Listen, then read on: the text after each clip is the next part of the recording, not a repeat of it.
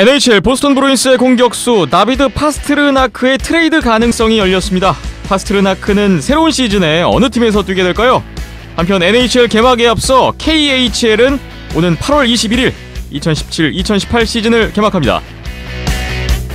지난 1963년부터 시작된 NHL 신인 드래프트, 그 역사만큼이나 그동안 수많은 스타 선수들을 탄생시켰는데요. 반면 기대와는 다르게 최악의 선택이 된 선수들도 여럿 있었습니다.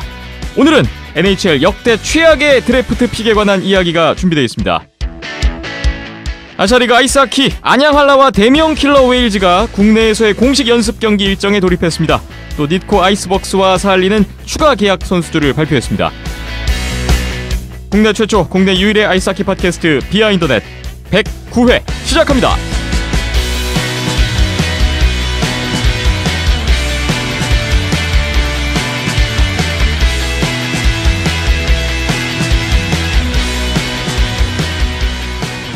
네, 안녕하세요. 김태범입니다. 오늘 비하인더넷 109회 출발을 해봤고요. 8월 16일 수요일 오후에 녹음 진행하고 있습니다. 오늘도 박힘찬 PD, 이현섭 기자와 함께합니다. 안녕하세요. 안녕하세요. 안녕하세요. 아시아리그 개막이 얼마 남지 않았고요. 오늘도 저희 한 주간에 있었던 아주 다양한 소식과 함께 NHL과 또 아시아리그 아이스하키의 새로운 소식까지 준비되어 있는데 바로 출발해 보겠습니다. 여러분의 댓글 먼저 봐야겠죠? 페이스북 댓글부터 보겠습니다. 남은킴님이시죠? 우리 페이스북에 와서 싸웁시다 하셨어요. LA 킹스 팬이신데 아마도 지지난 회에 그 폴 피핀과 실버버그님 애너하임 덕스 팬이신데 서로 지역 라이벌 관계 구도가 이제 저희 댓글로도 조금씩 분위기가 고조되고 있는 게 아닌가 이런 생각을 해보네요. 싸우자는 의미 아닙니다 하셨었는데 싸우셔도 되고요. 네. 네, 뭐 온라인 공간인데요. 뭐 네. 얼굴 현피 뜰 거 아니면은 괜찮습니다. 실제로 싸우자는 건 아닌데 아마도 남은 김님도 그렇게 유머러스하게 받아주신 게 아닌가. 두 팀이 맞붙게 되면 이제 싸울 가능성이 점점 높아지겠죠. 네. 네. 자, 폴 피핀과 실버버그님과 남은 김님 간의 요 신경전 한번 또 주목해 보겠습니다. 댓글 감사하고요. 팟빵 댓글로 넘어가 보겠습니다. 시더맨님 또 와주셨습니다. 이현숙 기자님, 페널티에 대한 상세한 설명 감사드립니다. 결국 출장 정기 유무에 대한 차이라 생각하면 되겠군요 하셨네요. 지난주에 페널티에 대한 질문 답변을 들으시고 거기에 대한 반응을 보여주셨고요. 이번에 그 108회에도 또 10,000원을 후원을 해주셨습니다. 대단히 감사합니다. 그리고 스코야님 댓글인데요. 한국 세 팀 모두 주전 골리가 외국 출신이라서 국내에서 성장한 서브 골리에게 출전 기회가 줄어드는 건 어쩔 수 없네요. 앞으로 골리 육성보다 영입에만 신경 쓰게 되지 않을까요? 하시면서 우려를 표해 주셨습니다. 하이원도 외국인 골리 영입이 됐고 이렇게 되다 보니까 국내 세 팀이 다 메달튼 선수 귀화했습니다만 다 외국 출신 선수들이 주전 골리로 자리를 하게 되는 모양새가 됐어요. 거기에 대한 우려시네요. 저도 지난주에 국내 선수들 출장 시간 줄어드는 거에 대한 좀 걱정이 든다는 말씀을 드렸었는데 같은 의견이신 것 같아요. 글쎄, 골리 육성보다 영입에만 신경 쓰게 되지 않을까 이런 우려가 확실히 있습니다. 앞으로도 계속 이렇게 된다면 어떻게 근데 생각하세요?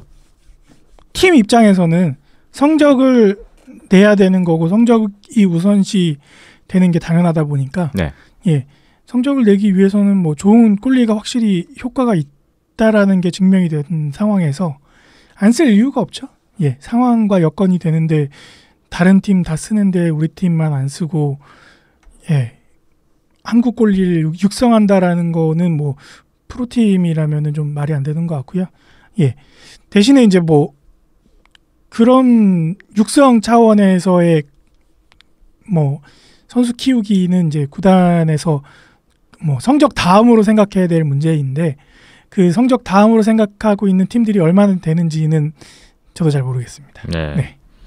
예전에 축구도 이런 우려가 있었던 때가 기억이 나네요. 예, 그래서 한참 외국인 골키퍼들 많이 올 때. 예, 뭐 신혜성 골키퍼부터 시작을 해서 예전에 그렇죠. 한창 많았었잖아요. 그때 이제 뭐 외국인 골키퍼는 쓸 수 없다라는 룰이 생기고 나면서 이제 좀 더 안정화가 되고 뭐 바뀌고 이런 부분들이 있었는데 뭐 아시아리그도 그런 뭐 이제 초창기니까요. 네, 그런 과도기나 아니면은 시행착오들을 겪다 보면은 그런 룰도 나중에는 생기지 않을까 생각도 들고요. 예. 골리 육성도 중요하고 또 국내 골리 선수들의 분발도 동시에 또 필요할 것 같네요. 다음 폴 피핀과 실버버그님 댓글이 또 있습니다. 변함없이 잘 들으셨다고 하셨고요. 지난주에 NHL 출신 북미 리그를 경험한 선수들, 아시아리그 국내 팀에 왔던 선수들에 대해서 소개를 드렸었죠. 손상훈 기자님과 함께 얘기 나눴었는데 그걸 들으시고 올 시즌 아시아리그 많은 관심을 갖게 되셨다고 하셨습니다. 엠포서 출신으로 우리나라에 와서 훌륭한 시즌을 보냈다고 하니 정말 NHL과 차이는 엄청나네요 하셨고요. 질문 1 주셨네요. 이현섭 기자님, 올 시즌 NHL에 눈여겨볼 만한 파이터 5명만 골라주실 수 있으십니까? 저는 캐시안, 루치치, 스토너 정도밖에 몰라서요 하셨어요. 혹시 엔포서, 파이터에 관심이 많으신 폴 피핀과 시버버거님이시군요. 예, 싸움 딱 하나만 놓고 보면은 내슈빌에서 뛰었던, 그러니까 작년 시즌 뭐 콜로라도 내슈빌에서 뛰었던 뭐 코디 맥클로드, 그 다음에 뭐 지금도 내슈빌의 오스틴 왓슨, 그 외에도 뭐 제러드 볼도 있고, 그 애나하임의 제러드 볼도 있고, 세너제의 마이클 헤일리 같은 선수들도 싸움만 놓고 보면은 싸움 숫자도 굉장히 많고 잘하는 선수들이에요. 근데 이제 싸움이랑 실력이랑 좀 같이 본다고 할 때는 에드먼턴의 패트릭 마룬 같은 선수들도 괜찮고요. 그 다음에 그 댈러스의 앙투안 르셀, 이 선수가 그 프랑스 선수인데 꽤 실력도 있으면서 상대방 신경도 잘 긁고 싸움도 곧잘하는 선수입니다. 이 선수도 좀 눈여겨 보시면 될 것 같고, 이번에 또 미네소타로 이적을 택한 마르쿠스 폴리노 같은 선수들도 상당히 괜찮습니다. 그래서 뭐 이런 선수들을 주로 보시면 될 것 같고요. 근데 요즘 예전에 한번 말씀드린 바가 있습니다만은 싸움만을 하는 이런 임포서라는 추세가 선수들의 건강 문제도 그렇고 점점 이제 NHL 추세에서 사라져가는 추세이기 때문에 이런 선수들이 좀 꼽기가 점점 어려워지고 있습니다. 그런 부분은.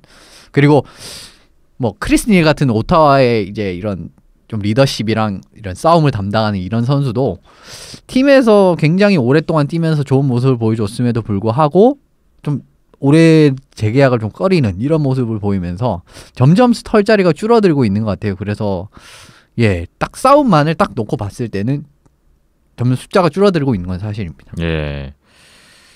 현재 상황이 그러하다는 점, 하지만 그 안에서 추천을 몇 명 해주셨습니다. 한번 새로운 시즌 개막하면 추천해주신 선수들 어떤 모습일지 지켜보시면 재밌을 것 같네요. 워싱턴의 톰 윌슨 선수도 참 괜찮은 선수. 워싱턴의 톰 윌슨 선수. 톰 윌슨까지. 알겠습니다. 다음 이어지는 내용이 하이원 팀 홈페이지는 아직도 못 찾겠습니다. 저만 못 찾는 건지 아직 오픈하지 않았는지 힘찬 PD님 알려주세요 라는 댓글인데요. 그 폴 피핀과 실버버그님이 국내 팀 중에서는 하이원을 좋아하신다고 밝히신 적이 있어요. 가까우셔서 직관을 가신다고 하셨었는데 하이원 팬으로서 좀 애가 타시는 모양입니다. 뭐 찾았는데 아직까지 못 찾겠다라는 거는 없다고 보시면 되죠. 없으니까 없는 걸 찾으려니까 못 찾는 거고요. 없는 거군요. 뭐 그 블로그가 있는데 이제 이게 하이원 아이스하키단을 위한 블로그는 아니고 그 하이원이 지금 갖고 있는 스포츠단이 뭐 유도도 있고 뭐 스키도 있고 뭐 아이스하키도 있고 여러 가지가 있는데 그걸 이제 총괄하는 블로그가 있긴 한데 아이스하키 쪽도 그쪽을 통해서 뉴스가 업데이트되고 있는데 마지막 업데이트가 2015년이더라고요. 그래서 아직까지는 뭐 그런 뭐 구체적인 하이원의 소식을 들을 수 있을 만한 오피셜 통로는 온라인상에는 아직 존재하지 않는 걸로 알고 계시면 될 것 같고, 대신에 이제 팬분들이 운영하시는 뭐 페이스북 페이지나 아니면 인스타그램 계정이 있는데 그쪽에 오히려 이제 뭐 선수들이나 아니면은 이제 프런트 매니저님들이 그쪽을 통해서 또 소식을 전하는 경우가 많이 최근에는 있거든요. 그래서 오히려 그런 팬 페이지나 팬 인스타그램 계정을 체크하시는 게 더 좋을 것 같습니다. 하이원 같은 경우에는. 하이원 팬분들 참고가 되셨으면 좋겠습니다. 올 시즌 아시아리그도 많이 직관하려고 하신대요. 아시아리그 프리뷰 준비하고 계시지요? 올 시즌도 많이 기대하고 있습니다. 하시면서 오프 시즌에도 1시간 이상씩 불리한 깡패 방송 너무 감사합니다로 마무리해 주셨습니다. 아시아리그 프리뷰 준비하고 계신가요? 예, 뭐 당연히 해야 되는 거고. 네. 예, 일단 다음 주에 있을 다음 회차에 일본 팀들하고 사할린 팀을 한번 쭉 돌아보는 시간을 가지면 좋을 것 같고요. 그리고 28일 월요일이죠. 오늘 28일에 이제 아시아리그 미디어 데이가 있습니다. 예. 그래서 그쪽에서 나오는 얘기들 포함해서 다다음 주 회차 때 국내 세 팀에 관련해서 미디어 데이 내용 포함해서 아시아리그 프리뷰 시간을 가지면 좋을 것 같습니다. 그러고 나서 딱 며칠 뒤에 개막하겠군요. 그렇죠. 예. 지난 회에 저희가 분량이 꽤 긴 회차가 나왔어요. 사실 항상 생각은 60분 정도가 딱 좋은 거 아닌가라고 네. 생각을 하지만 막상 얘기를 하다 보면 다들 말이 많아져서 막 90분을 넘기는 일이 많이 생기죠. 예, 뭐 손상호 기자님의 그런 분량 욕심도 한몫을 하고 있고요. 네, 뭐 저희들 뭐 이현석 기자나 저도 좀 자신 있는 분야나 아니면은 자신이 직접 취재한 파트들에 대해서는 얘기가 길어지죠. 네, 할 말이 많은 것 같습니다. 팟빵 댓글까지 봤고요. 감사합니다. 마지막으로 네이버 댓글 보겠습니다. WLSD님 또 댓글 주셨네요. 항상 잘 듣고 있습니다. 감사합니다. 라고 출발을 해주셨고요. 궁금한 거 있어서 댓글 다 으르셨대요. 최근에 아이스하키를 이제 막 접하고 계시다는 또 그런 느낌을 주는 멘트를 또 적어주셨네요. TV로 접할 기회가 많지 않은 것 같아요 하셨고요. 혹시 아시아리그는 정규 방송에서 중계는 안 해주나요? 그리고 저번에는 NHL 중계했었는데 올해도 엠스프리나 뭐 이런 데서 중계를 해줄까요? 아시는 부분 있으면 알려주세요 하셨고요. 일단 중계 방송에 관한 얘기부터 해볼까요? 예, 뭐 일단 NHL 얘기가 나왔으니까 NHL부터 얘기 드리면은 네. 아마 올해도 진행을 할 겁니다. TV에서요? 예, 그래서 김정민 팀장 저번에 저희 방송에도 출연해 주셨던 협회 김정민 홍보팀장님이 아마 해설을 계속 하시는 걸로 알고 있고요. 예. 예, 아마 뭐 평창 올림픽이 뭐 도쿄에 있으니까 올 시즌까지는 NHL 중계를 해주지 않을까라는 생각을 갖고 있고, 정규 방송에서 아시아리그를 볼 수 있는 거는 최근 한 5, 6년간 없었죠. 예. 뭐 예전에 MBC에서 뭐 야간에 밤에 녹화 중계가 있거나 뭐 이런 경우는 가끔 있었는데, 뭐 최근 몇 년 동안에는 그런 일은 없었고요. 케이블 TV에서도 뭐 스포츠 전문 채널이 아닌 일반 다른 케이블 채널에서 중계가 있었던 적은 있었는데, 올해는 뭐 시즌도 단축됐거니와 게임 수가 많지 않다 보니까 달려드는 케이블 채널이나 방송사는 없는 것 같습니다. 그래서 아마 자체적으로 뭐 일본 팀들이나 사할린 팀 포함해서 자체적으로 온라인 중계를 진행하지 않을까 생각이 들고요. 뭐 한라나 대명, 뭐 사할린, 뭐 주로 하는 온라인 하는 중계하는 팀들이 이 정도죠. 계속 해왔었죠. 네. 인터넷 중계 시청은 계속 가능했었어요. 뭐 대면 같은 경우는 이제 저희가 진행하기도 했었고 올해도 아마 진행을 하게 될 텐데, 일단은 온라인상으로 그렇게 체크를 하시면서 각 팀 홈페이지나 아니면은 뭐 페이스북이나 찾아가셔서 온라인 중계를 시청하시면 될 것 같습니다. 네, 올 시즌 아시아리그는 인터넷상으로 보실 수가 있을 것 같고요. 예, 근데 뭐 다른 종목 포함해서 대부분이 다 이래요. 예, 뭐 실제로 뭐 농구 배구도 뭐 매 시즌 다 전경기 스포츠 케이블에서 중계해 준 적이 많지는 않잖아요. 네. 그래서 뭐 인기 종목들도 그런 상황인데, 뭐 우리나라에 뭐 스포츠 케이블 채널이 많은 것도 아니고, 예, 모든 종목, 모든 프로 종목이 뭐 이렇게 방송이 되기라는 쉽지가 않은 것 같습니다. 그렇습니다. 그리고 이어지는 내용이 아이스하키 신생 프로팀이 더 나올 확률은 없는지도용. 강릉에서 프로팀 하나 나오게 해주세요. 좋은 하키 센터도 있는데 하셨어요. 강릉에 사신다고 지난번에 하셨었어요. 강릉에 팀 하나 생기면 참 좋은데 저희도 그랬으면 좋겠는데. 뭐 그 좋은 하키 센터를 냉동창고로 쓰니 많이 이런 얘기가 나오고 있는데, 팀 창단 얘기는 뭐 어불성설인 것 같고요. 예, 신생 팀이 나오려면은 그만큼 그 종목에 대한 시장이나 아니면은 메리트, 뭐 홍보 효과 여러 가지 기업에서 눈독 들일 만한 이점들이 있어야 되는데 현재로서는 없죠. 오히려 마이너스가 더 큰 것 같고요. 예, 그래서 좀 신생팀 창단은 굉장히 큰 결단, 뭐 대명이나 한라나 화이온처럼 큰 결단을 하지 않는 이상 힘들지 않을까라는 생각이 좀 부정적인 생각이 더 들고요. 예. 우리가 더 좋아하고 우리끼리 더 시끌벅적하게 이거를 즐기면서 이게 좀 더 팬층이나 아니면은 뭐 인지도가 더 높아진다면 모를까. 아직까지 현재 현실성으로는 많이 없지 않을까 싶습니다. 현재로서는 어려운 상황입니다. 강호 화이팅! 우리 학기 동호회입니다 하셨어요. 동호회 활동을 하고 계시군요.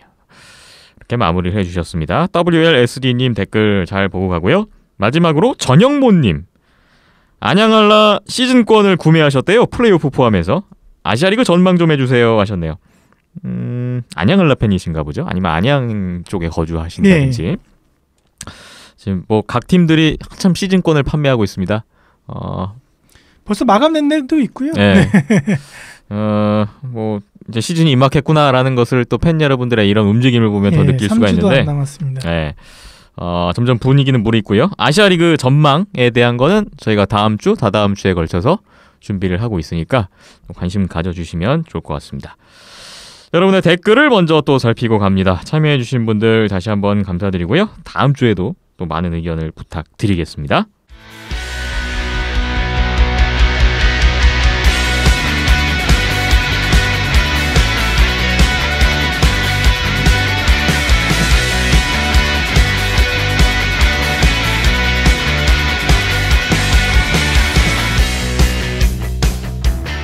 비하인드넷 109회, 먼저 이현섭 기자와 함께 한 주간에 있었던 주요 소식을 살펴보겠습니다. 오늘도 NHL로 시작해서 KHL과 남녀 국가대표팀 소식으로 이어지는 아주 다양한 라인으로 구성이 되어 있네요. NHL 얘기부터 출발해 보겠습니다. 오늘 첫 번째 얘기, 보스턴 브루인스의 다비드 파스트르나크 선수 트레이드설이 나왔습니다. 이게 어떤 얘기인가요? 예, 뭐 지난해 처음 NHL 커리어 처음으로 30골 이상을 득점을 하면서 지금 보스턴 공격에 굉장히 중요한 옵션을 차지하고 있는 파스트르나크 선수인데요.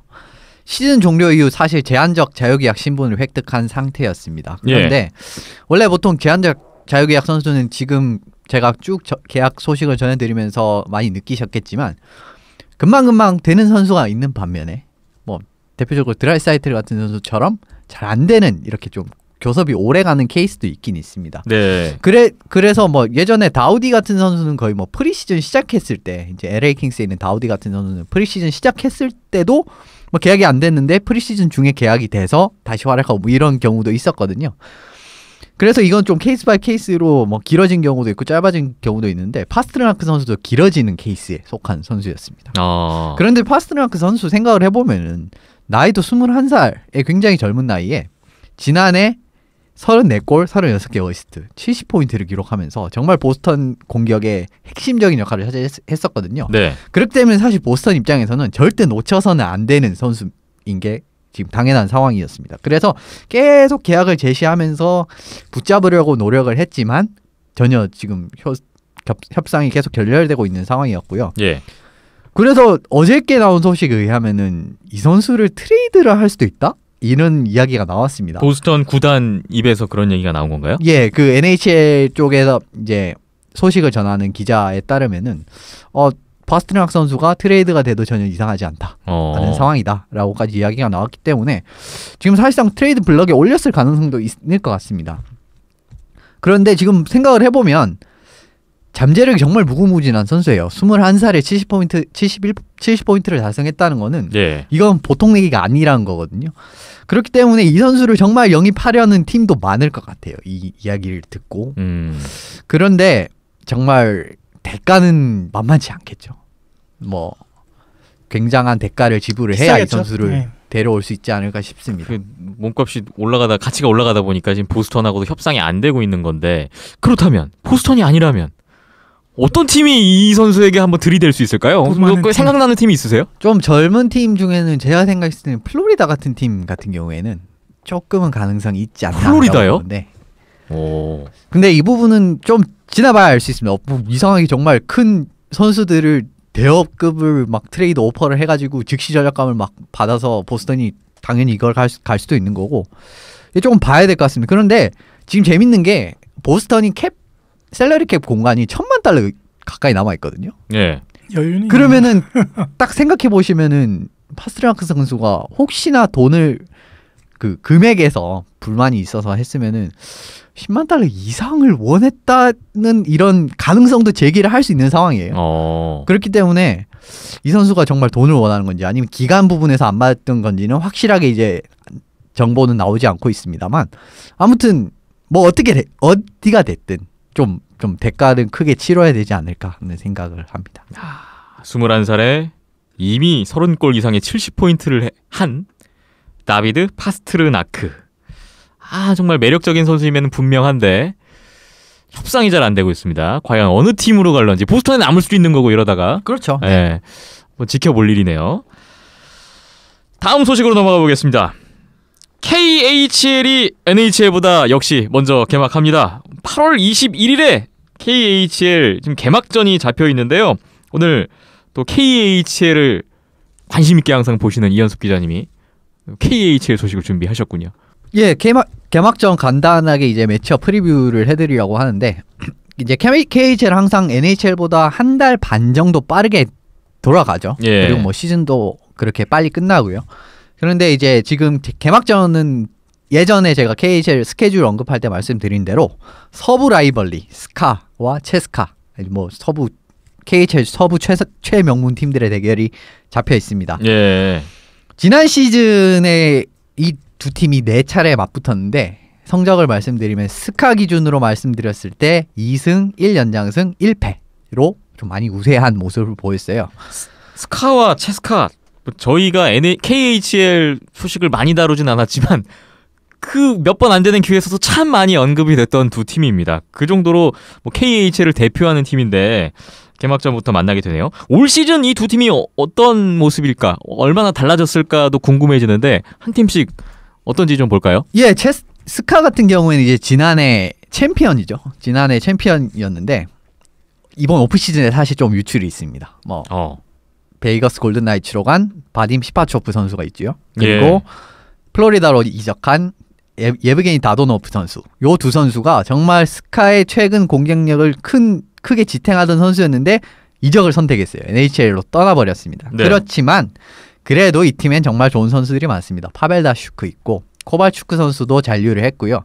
니키타 구세프 선수 잔류를 했고 뭐 플로트니코프 선수도 NHL 한 시즌 넘어갔다가 다시 돌아와서 지난 시즌 임했는데 나쁘지 않았어요. 그래서 뭐 공격 부분에는 2명 빠져도 뭐 다른 선수들이 충분히 메워낼 수 있는 이제 전력을 가지고 있는 팀이고요. 예. 수비 부분을 보시면 NLA에서 그리고 NHL에서 예전에 1라운드에서 지명된 다비드 룬드블라드 선수가 합류를 하면서 소폭의 전력 보강이 있었습니다. 요 룬드블라드 선수 하면 또 이제 설명을 조금 드릴 게 있는데 옛날에 이 선수가 오타와 지명이 됐었어요.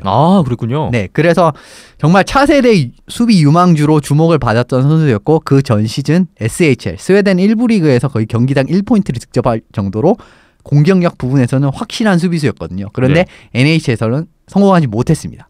근데 요 선수보다 2칸 늦게 제 기억에는 블라디미르 타라센코가 뽑혔었어요. 네. 그래서 사실상 이 선수를 뽑기에 오타와가 제가 기억하기로는 세인트루이스랑 트레이드까지 했던 걸로 해서 좀 올라간 걸로 기억을 하는데 어쨌든 실패를 한 선수고요. 그래도 뭐 NA에서 정말 좋은 모습을 보여줘서 다시 이제 더 상위 리그인 KHL에 다시 진출할 수 있게 되었습니다. 그렇군요. 말씀드릴 수 있는 부분은 소폭의 전력 변화를 택했다는 거예요. 스카 같은 경우에는. 예. 스카의 상황을 먼저 봤고요. 그렇다면 체스카는 어떤가요? 체스카는 정말 큰 폭으로 전력 변화를 단행했습니다. 요 팀을 보면은 정말 딱 생각나는 팀이 NHL에 한 팀 있는데 어딜 뭐 큰 딱 감이 폭으로의 오시지 변화요? 않을까. 아니 그러니까 큰 폭의 변화가 아니라 네. 이 팀이 그동안 걸어왔던 길을 생각하면은 네. 정말 생각나는 NHL 팀이 한 팀 생각나실 겁니다. 말씀을 드리면 네. 3년 연속 KHL 정규 시즌 1위를 했어요. 예. 근데 3년 연속 우승을 못했습니다. 그러면 NHL 워싱턴인가요? 그렇죠. 딱 워싱턴 캐피털스가 생각이 딱 나는 팀인데 명문 강팀이기도 강팀이고 그런데 포스트 시즌에서 성공을 최근에 거두지 못한 우승을 못하는 결국은. 그렇죠. 네. 그런데 이 팀이 올해는 정말 큰 폭으로 전력 변화를 단행을 해버렸어요. 네. 일단 뭐 말씀드리면 득점 상위권에서 작년 랭킹 올렸었던 마민 선수가 플로리다 이적을 택했습니다. 그리고 주축 A급 선수였던 쿠그리세프, 데니소프, 뭐 스테판 다코스타, 얀 무르스타크, 골리인 뭐 빅토르 파스트 선수까지 싸그리 그냥 다 교체를 해버렸어요. 그런데 들어온 선수도 정말 뭐 대단합니다. 뭐 이 팀이 사실 뭐 정말 재력적으로 풍부한 팀이기 때문에 얼마 전에 3년 계약을 확정했다는 소식이 나왔습니다. 키릴 카프리조프 선수 말씀을 드렸었죠. 예. 그리고 북미에서 뛰었던 그리고렌코, 네스트로프, 류비모프, 마르첸코. 오늘 마르첸코 선수가 합류한다는 뉴스가 떴어요. 그래서 지난 시즌까지 NHL에서 뛰었던 선수들이 대거 합류하면서 전력 보강을 오히려 뭐 더 강해졌습니다. 그런데 여기에다가 시비르 노보시비리스크라는 팀이 있어요. KHL에. 근데 이 팀의 핵심 전력이었던 오클로프, 샬로노프, 슈마코프, 그 다음에 로코모티브의 파시닌 같은 수비수와 아방가르드 옴스크의 브루다소프까지 타 팀에 굉장히 잘하던 핵심 전력 선수까지 다 영입을 하면서 올해 어떻게 보면 전력을 싹 물갈이했다고 볼 수가 있거든요. 야, 그 3년 연속 정규리그 1위를 했던 팀인데 이 정도의 물갈이를 싹 했다. 이거는 싹 청소를 한 거죠. 그야말로. 쉽지 않은 선택인데. 이게 결과로 잘 나와야 될 텐데요. 네, 그런데 들어온 선수들이 오히려 뭐 더 좋으면 더 좋았지 나쁘지 않은 선수들이기 때문에 이러한 결정이 큰 부진으로 나타나지는 않을 것으로 보입니다. 그리고 사실 스카나 체스카가 KHL에서 재력하면 이제 둘째가 하면 서러운 팀들이거든요. 그래서 뭐 그러한 재력을 바탕으로 좋은 선수들을 많이 영입을 하기 때문에 항상 공수에서 좋은 모습을 보여왔고요. 올해도 마찬가지라고 생각을 합니다. 지금 또 어떻게 보면은 뭐 두 팀 다 호각이에요. 공수 양면으로 봤을 때는. 그런데 이제 좀 골리 대결이 좀 약간 흥미로운 골리 대결이 있습니다. 어떤 건가요? 이게 이 두 선수가 정말 앞으로 러시아 골리계를 책임질 선수라고도 할 수 있을 선수인데 정말 재밌는 선수들입니다. 일리아 소로킨 선수는 예전부터 계속 말씀을 드렸었고요. 스카의 세스토르킨 선수가 있어요. 근데 요 두 선수가 NHL 2014년 드래프트 출신입니다. 그런데 또 재밌는 게 둘 다 뉴욕팀 출신이에요. 둘 다 2014년에 뉴욕의 두 팀에 지명을 받았던 골리예요. 그렇죠. 소로킨 선수는 아일랜드스에 지명을 받았고요. 세스트로킨 선수는 레인저스에 지명을 받았던 선수입니다. 각각 3라운드, 4라운드에 뽑혔는데 22살, 21살. 나이도 비슷해요. 나이도 굉장히 비슷해요. 거의 뭐 동갑이라고 할 수 있을 정도로 비슷하고 사이즈도 비슷합니다. 뭐 두 선수가 186cm, 188cm로 사이즈도 비슷하고 체격까지 비슷한 선수예요. 그래서 비교도 많이 받았던 선수인데 두 선수 다 작년에 소속팀에서 보여준 성적이 굉장히 뛰어납니다. 그렇기 때문에 올해 개막전에 이 두 팀의 이 두 선수가 맞붙을 수도 있어요. 그렇기 때문에 차세대 골리 싸움, 그리고 뭐 NHL 팬분들은 혹시나 이 두 선수가 조금 더 나이를 먹어서 NHL로 넘어왔을 때, 지금 근데 또 레인저스는 룬드크비스트의 데뷔 선수를 한 명쯤 생각해놔야 될 타이밍이거든요. 그렇기 때문에 이 두 선수를 좀 눈여겨보시면 좋을 것 같고, 그런데 좀 변수가 있긴 있습니다. 스카 같은 경우에는 미코 코스키넨이라는 이제 핀란드산 골리, 그리고 이 선수가 최근 KHL에서 정말 좋은 모습을 보여줬었고 작년에 우승에도 꽤 기여를 한 골이기 때문에 이 선수가 나올 수도 있어요. 그래서 뭐 이 매치업은 조금 더 시간이 지나봐야 알 수 있는 매치업인데 어쨌든 제가 봤을 때는 올해도 한 4차례 정도 붙는다고 가정을 했을 때 한 번 정도는 이 두 선수가 맞붙을 가능성이 있을 거라고 봅니다. 그리고 뭐 그렇기 때문에 이 두 선수를 좀 지켜보시면 좋을 것 같네요. 8월 21일에 개막하는 KHL입니다. 개막전 스카와 체스카의 경기. 일단 양 팀의 전력부터 해서 그 중에서도 이 젊은 두 골리의 대결이 아주 흥미롭다. 체스카의 소로킨 선수 그리고 스카의 세스토로킨 선수. 당장 주목을 해보시면 좋을 것 같아요. 당장 이 두 선수의 계약이 만료될 시점에 진짜 NHL 넘어올 수도 있는 거거든요. 그렇기 때문에 좀 이름이 기억해 두시면 언젠가는 기억이 나실 수도 있을 것 같습니다. 아일랜더스, 레인저스 팬분들 주목해 보시면 좋을 것 같습니다. 다음 소식으로 넘어가 보겠습니다. 일본 국가대표팀의 소식을 하나 준비하셨는데요. 우리나라 지금 남자 국가대표팀 소식은 계속 저희들이 전해드리고 있고 일본 대표팀은 요즘 뭐가 있을까? 라고 생각을 해봤는데 딱히 떠오르지가 않아요. 지금 저는. 어떤 소식인가요? 일본 국가대표팀, 남자 대표팀이 합숙훈련을 했다는 소식이 있습니다. 지금 8월 10일부터 8월 13일까지 합숙훈련이 있었고요. 근데 여기서 이제 실업팀 소속 선수들과 대학 선수들을 34명을 선발해서 이제 트레이닝을 가졌습니다. 근데 여기서 좀 눈에 띄는 점이 있어요. 뭐냐면은 세대 교체에 대한 의지가 좀 확실하게 보였던 뭐 선수 명단이라고 할 수 있을 것 같습니다. 네. 일본 하키하면 딱 생각나는 선수들 있지 않으십니까? 후쿠지 뭐 다나카고 오사와 뭐 오래된 선수들이에요. 고바라 다이스케 네. 뭐 그렇죠. 뭐 우에노 히로키, 뭐 하가 요스케 같은 선수들도 있고요. 근데 야나도리 신야도 있죠. 네. 근데 이런 선수들 다 뽑히지 않았습니다. 아무도 소집이 되지 않았어요. 이번 트레이닝 캠프에. 예. 물론 뭐 시즌 바로 직전이라서 그런 것도 있고, 물론 1군 대표팀을 소집한다고 봤을 때 이 선수들이 빠질 가능성은 좀 약하지만 어쨌든 트레이닝 캠프에서 이 선수들을 배제하고 좀 젊은 선수들 위주로 선발을 했다는 게 흥미로운 부분이라고 할 수 있습니다. 이 지금 뽑힌 선수들 중에서 최고참이라고 할 수 있는 선수가 카와이 타쿠마 그리고 쿠마가이 고시 88년생 선수들이에요. 네. 역으로 말하면 조금 역으로 말하면은 88년 이후 선수들만으로도 꽤 괜찮은 34명의 선수들이 나온다. 30 이상은 거의 없다고 보면 되겠군요, 이번에. 그렇죠. 뭐 20대 이하, 네. 20대 선수들을 다 뽑은 거라고 할 수가 있고 앞으로 이제 뭐 우리나라 대표팀도 그렇고 일본과 맞붙을 팀들이 앞으로 한 5년간 정말 자주 보게 될 선수들의 면면이라고 볼 수 있을 것 같습니다. 네. 그리고 또 눈에 띄는 점이 있다면 좀 대학 선수들, 좀 뛰어난 대학 선수들, 뭐 예를 들면 도요대학교의 후르카와 슌, 뭐 미노시마 케이고 같은 선수들은 정말 뭐 모두 다 알고 계실 거고요.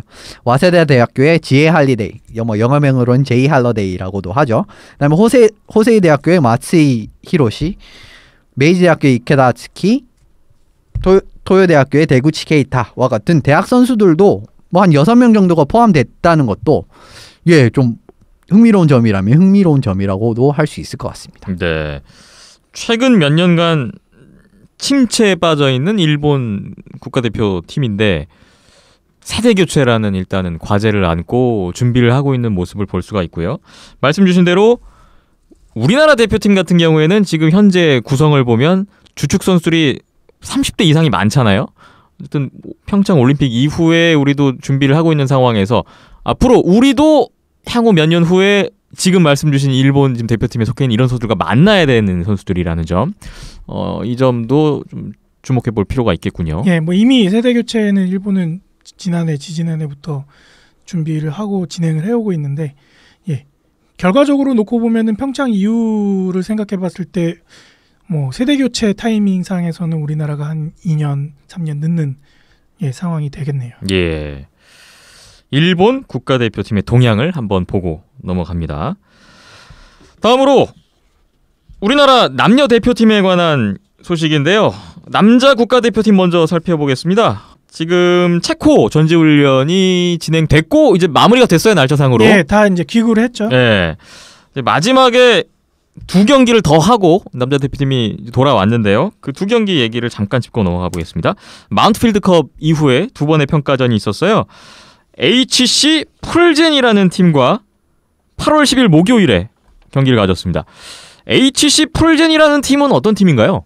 예, 지난해 엑스트라리가 이제 체코 1부 리그에서 19승 22패 5연장승 6연장패로 정규 시즌 9위를 하면서 플레이오프 1라운드에서 탈락한 팀입니다. 예. 그런데 어떻게 보면 5할 승률이 안 나온 팀이죠. 근데 이런 팀을 상대로 2대1, 1대1, 사실상 1대1 게임이면은 좀 애매한 결과라고도 할 수가 있어요. 예. 뭐 좋다고 보면 좋다고도 할 수 있지만 나쁘다고 보면 나쁘다고도 할 수 있는. 근데 뭐 플랜 조금 팀에 대해서 조금 더 설명을 드리면 2010년도 초반에는 정말 뭐 엑스트라리가 하면 정말 대표적으로 나오던 팀이었습니다. 그리고 리그 2위, 3위, 3위를 차지하면서 정말 엑스트라리가의 강호의 면모를 보였지만 2013년에 우승도 했네요. 그렇죠. 근데 최근 3년간 7위, 4위, 9위로 좀 들쭉날쭉한 기량을 선보인 팀이기도 해요. 예. 그렇기 때문에 조금 더 아쉽습니다. 뭐 어떻게 보면 지금 사실 국가대표 전력으로 봤을 때는 해외파 선수들도 대부분 합류를 한 상황이고 뭐 국내 선수들은 예전부터 계속 합류를 한 상황이었으니까요. 그런 상황에서는 사실 이번 마운트필드컵과 지금 언급드리는 2경기는 다 잡아도 뭐 썩 다 큰 점수차로 어느 정도의 점수차 이상으로 잡아도 뭐 썩 만족스럽다라고 말씀드릴 수도 있을까 한 정도인데 지금 1대1에서 어쨌든 슛아웃 같은 경우에는 운이 크게 작용하니까 뭐 이 결과는 뺀다고 생각을 하더라도 조금은 아주 만족스럽다라고 보기는 좀 힘든 결과라고 말씀드릴 수 있을 것 같습니다. 네. 체코 1부 리그 엑스트라리가 소속의 HC 풀젠과의 경기 1대1에서 슛아웃으로 우리가 패했습니다. 이틀 뒤에 8월 12일에 체코에서의 마지막 경기를 갖게 되는데요. 상대는 HC 체스케 부데요비치였습니다. 이 팀은 어떤 팀인가요? 지난해 체코 2부 리그에서 성적이 있는데 34승 11패 2연장승 5연장패로 정규 시즌 1위를 했는데 이 팀은 체코 2부 리그 소속이에요? 그렇습니다. 그런데 뭐 엑스트라리가의 올라갈 수 있는 승급전에서는 떨어져서 2부 리그 잔류를 하게 됐고요. 어쨌든 2부 리그 1위 팀이라고 할 수 있을 것 같습니다. 그런데 스코어가 사뭇 충격적입니다. 저희가 경기 영상을 확인해 보진 못했는데 이제 기록지와 스코어보드만상으로 봐서는 우리나라가 1대9로 패했어요. 이게 이걸 어떻게 받아들여야 될까요? 이게 보도 자료도 그렇게 많이 나오지 않았고 뉴스에 그렇게 크게 다뤄지지 않아서 뭐 스코어 같은 부분을 처음 들으시는 분들도 굉장히 많을 거라고 생각을 합니다. 그런데 결과는 9대1이었어요. 9대1 정말 패배. 어떻게 보면 완패입니다. 정말 이보다 더 완패는 있을 수가 없을 정도의 완패인데 메탈튼 선수가 나오지는 않았습니다. 그리고 상대방은 부데요비치의 팀은 4개의 라인, 풀 전력을 모두 가동을 했고요. 국가대표팀은 3개의 라인 플러스 1과 같은 어떻게 보면 좀 3.5개의 라인을 가동하는 형국으로 경기에 임했습니다. 그래도 그런 거를 이제 감안을 하고라도 2부 리그 팀을 상대로 9대1이라는 대패는 사실상은 좀 어떻게 보면은 국가대표팀 입장이고 지난주에도 말씀드렸습니다만은 체코 국가대표팀과의 대결을 이제 앞둔 국가대표팀 입장에서는 있어서는 안 되는 결과라고도 말씀을 드릴 수도 있는 결과예요.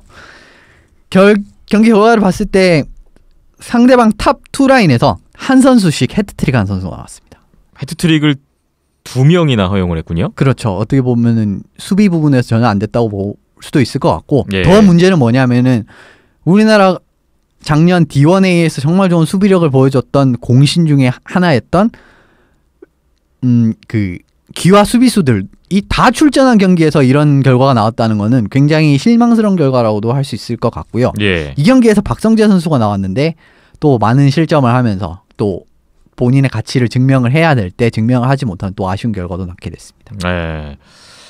지난번에 마운트필드 컵 때도 마지막 경기가 가장 좋지 않았고 이번에도 이제 그렇게 됐는데 이게 뭐 스파르타 프라하 같은 진짜 더 강팀한테는 오히려 그렇죠. 잘하고 오히려 객관적인 전력은 가장 처지는 팀들한테 지금 고전하고 이런 결과가 참 혼란스럽기도 해요. 뭐 성적만 놓고 보면은 혼란스러울 법도 한데요. 뭐 일단은 전지훈련 성격이 강하고 그다음에 뭐 여러 가지 테스트나 시도가 있었겠죠. 그리고 뭐 체력적인 부담도 있었을 거고, 그다음에 기화 선수들이 이제 합류한 시점이 늦다 보니까 뭐 경기 감각이 아예 아직 못 올라온 경우도 있을 거고요. 뭐 뒤에 아시아리그 때도 얘기를 하겠지만 뭐 안양알라나 대명도 마찬가지 비슷한 모습을 보였기 때문에 일단은 시간이 좀 더 필요하다라는 생각이 들고요. 시즌이 시작되고 뭐 10월, 11월 지나서 이제 9월, 10월 경기들 치러내고 11월 달에 다시 이제 재소집이 됐을 때는 이거보다는 좀 더 나아진 모습이 보여지겠죠.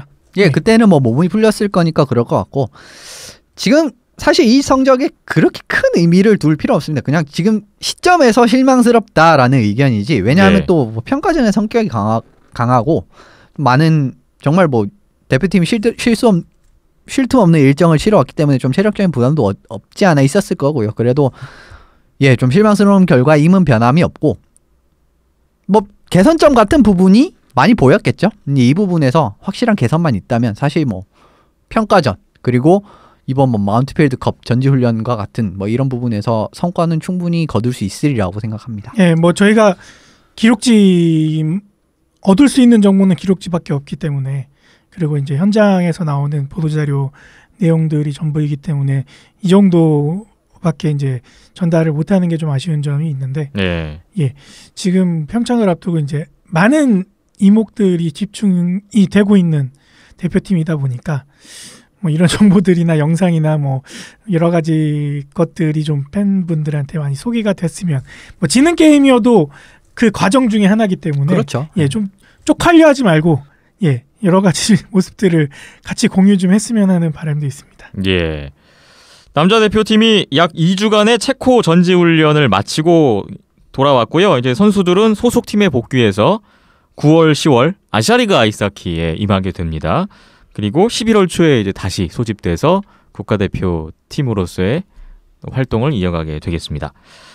다음으로 여자 대표팀 동향을 보겠습니다. 여자 대표팀은 이제 해외 전지훈련 갔습니다. 8월 12일부터 8월 22일 일정으로 프랑스 알베르빌로 전지훈련을 떠났습니다.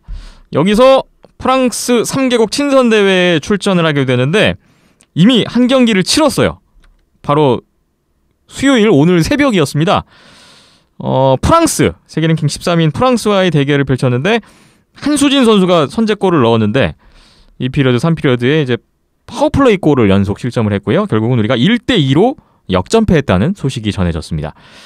이번 알베르빌 전지훈련 동안에 이제 세계 13위의 프랑스 그리고 세계 6위 우리나라와 평창의 한 조에 묶여있는 지금 스위스와 상대를 하게 돼요. 각각 2경기씩 총 4경기를 치르고 오는 여자 대표팀입니다.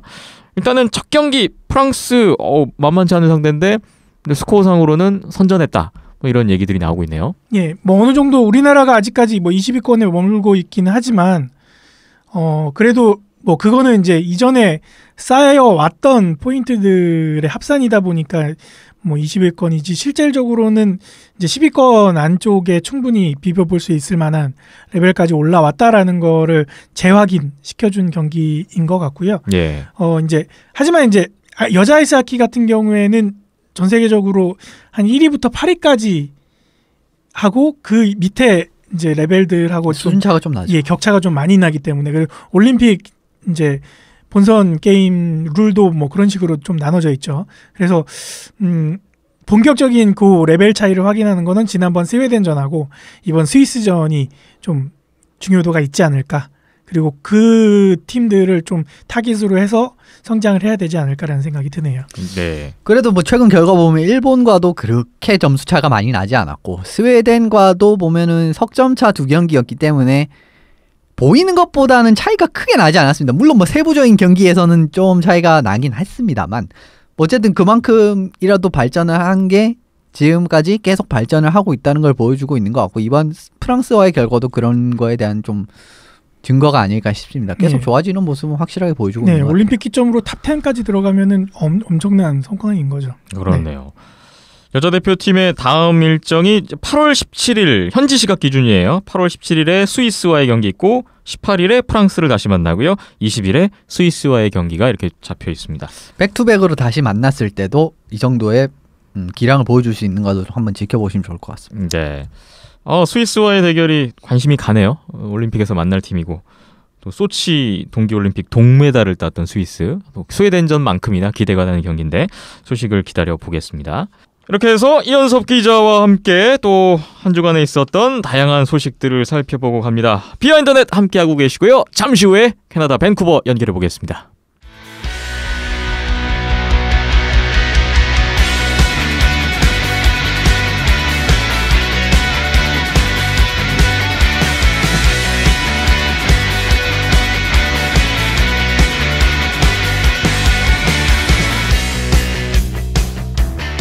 비하인드넷 이번에는 캐나다 밴쿠버 연결해서 손상호 기자와 얘기 나눠보겠습니다. 손상호 기자님 안녕하세요. 예, 안녕하세요. 네, 지난주까지 아시아리그에서 뛰었던 또 뛰고 있는 외국인 선수들에 관한 특집에 이어서 오늘은 또 새로운 내용을 준비하셨다고 들었는데 오늘 NHL 역대 최악의 드래프트 픽이라는 주제를 준비하셨다고 들었습니다. 이런 주제를 잡으신 특별한 이유나 계기가 있었을까요? 뭐 지난번 최악의 단장 특집하면서도 그 당시 아일랜더스의 최악의 드래프트 픽 중 하나였던 그 릭 디펠추로에 대해서 이야기도 했었고, 예. 또 지난 2회 동안에도 사실 저희가 한국에서 뛴 그 외국인 선수 특집을 하면서 사실 그 유망주 시절에는 좀 좋은 평가를 받았었다가 결국 그 NHL에서 성공하지 못했던 선수들을 몇 명 소개해드린 적도 있잖아요. 그래서 이렇게 좀 기대에 비해서는 좀 실망스러운 그 성적을 냈었던 그 NHL에서 그 실망스러웠던 선수들을 다루다 보니 이번 주제가 생각났어요. 바로 그 NHL 그 최악의 드래프트 픽 특집을 준비했습니다. 예, NHL 드래프트가 워낙에 오래된 연례 행사이기도 하고 그 수많은 픽 중에서 최악을 뽑는다는 게 쉽지만은 않았을 것 같아요. 네, 그 뭐 수십 년 전에 이제 그 63년부터 시작됐는데 뭐 다 다루기는 좀 너무 오래전 것까지 다루긴 좀 너무 그래서 이질감도 들고 무리가 있을 것 같아서 웬만하면 그 21세기 이후 지난 한 20년 그 전후로 해가지고 그 이루어진 드래프트를 이야기해볼까 해요. 예. 그리고 제가 이번에 소개해드릴 선수들보다도 그 더 최악의 사실 그 드래프트 지명인 선수들이 있지만은 웬만하면 좀 재미난 스토리가 있는 선수들 위주로 좀 소개를 해드릴까 합니다. 알겠습니다. 가장 먼저 소개할 선수는 NHL 역사상 최고의 드래프트라고 꼽히는 2003년 드래프트 출신입니다. 1라운드에서 뽑힌 30명의 선수들 중에서 거의 반 이상이 올스타 선수로 성장했을 정도로 성공 사례로 꼽히는 2003년인데요. 그 2003년 드래프트에서도 최악의 드래프트가 있었다고요? 네, 그 2003년 드래프트는 그 마크 안드레 플러리가 그 1라운드에 1픽으로 뽑혔던 드래프트인데 정말 성공적인 드래프트였죠. 예. 하지만은 그 2003년 드래프트에서 전체 12픽으로 그 뉴욕 레인저스에 지명됐었던 바로 휴 제시맨 이 선수는 좀 대표적인 좀 실패 사례를 뽑혀요. 예. 제시맨 선수 같은 경우는 그 2m에 그 거의 뭐 육박하는 그 큰 체격을 바탕으로 아주 파워 넘치는 하키를 했던 그 미국 출신의 공격수예요. 신인 드래프트, 그 당시 그 드래프트를 앞두고 그 아이비 리그로 유명한 그 다트머스 대학교 그 1학년 시절에 그 공격력이 갑자기 좀 폭발하면서 좀 갑자기 좀 순위가 오른 케이스인데 그 11픽으로 뽑혔죠. 예. 그래서 그 드래프트 당시는 제 기억이 맞다면 그 예상보다 좀 일찍 뽑혔다는 그 평가를 좀 받던 게 사실이긴 해요. 예. 아무래도 그 뉴욕 레인저스가 아무래도 그 뉴욕 출신의 그 선수인 그 휴 제시맨의 좀 약간 그 매력을 느꼈던 것 같은데, 하지만 드래프트 이후에는 그 제시맨 선수는 좀 내림을 탔었어요. 계속 2년간 대학에서는 그 더 뛰긴 했지만은 좀 부상하고 또 이렇게 1학년 시절보다는 좀 그렇게 잘하진 못했었고요. 네. 또 프로로 전향하고 나서도 뭐 만만치는 않았어요. 뭐 AHL에서 그냥 그런 성적 내다가 뭐 제시맨 평가는 점점 하락했고요. 그러다 그 레인저스로부터 계속 좀 헐값에 트레이드 되다가 결국 그 드래프트 지명 그 8년 만에서야 그 2011년에 그 플로리다 소속으로 NHL 데뷔전을 치르긴 했지만은 결국 그 2경기 출장이 그치고 말았죠. NHL에서는. 네. 그 이후에도 그 제시맨은 그 2년을 마이너리그 생활을 하다가 KHL, 오스트리아 리그 이런 유럽 리그를 경험했고 결국 2015년 끝으로 은퇴를 선언한 상황입니다. 지금은. 뉴욕 레인저스에 지명됐던 휴 제시맨. 만약에 가르네 드래프트에서 지명됐었다면 별다른 언급이 되지 않았을 수도 있었을 텐데 그 NHL 역사상 최고의 드래프트라고 꼽히는 2003년 출신이다 보니까 하키 팬들에게 더 언급이 되고 또 불운의 선수로 꼽히는 것 같아요. 근데 어떻게 보면 좀 약간 이런 오명을 썼다는 게 좀 그렇죠. 좀 그 제시맨 바로 뒤에 그 뽑혔던 선수가 그 LA 킹스의 그 캡틴이었고 또 우승을 2번이나 차지했었던 그 더스틴 브라운. 또 그 다음 픽은 또 시카고의 3번 우승을 이끌었었던 그 수비수죠. 그 브렌트 시브룩에 뽑혔었어요.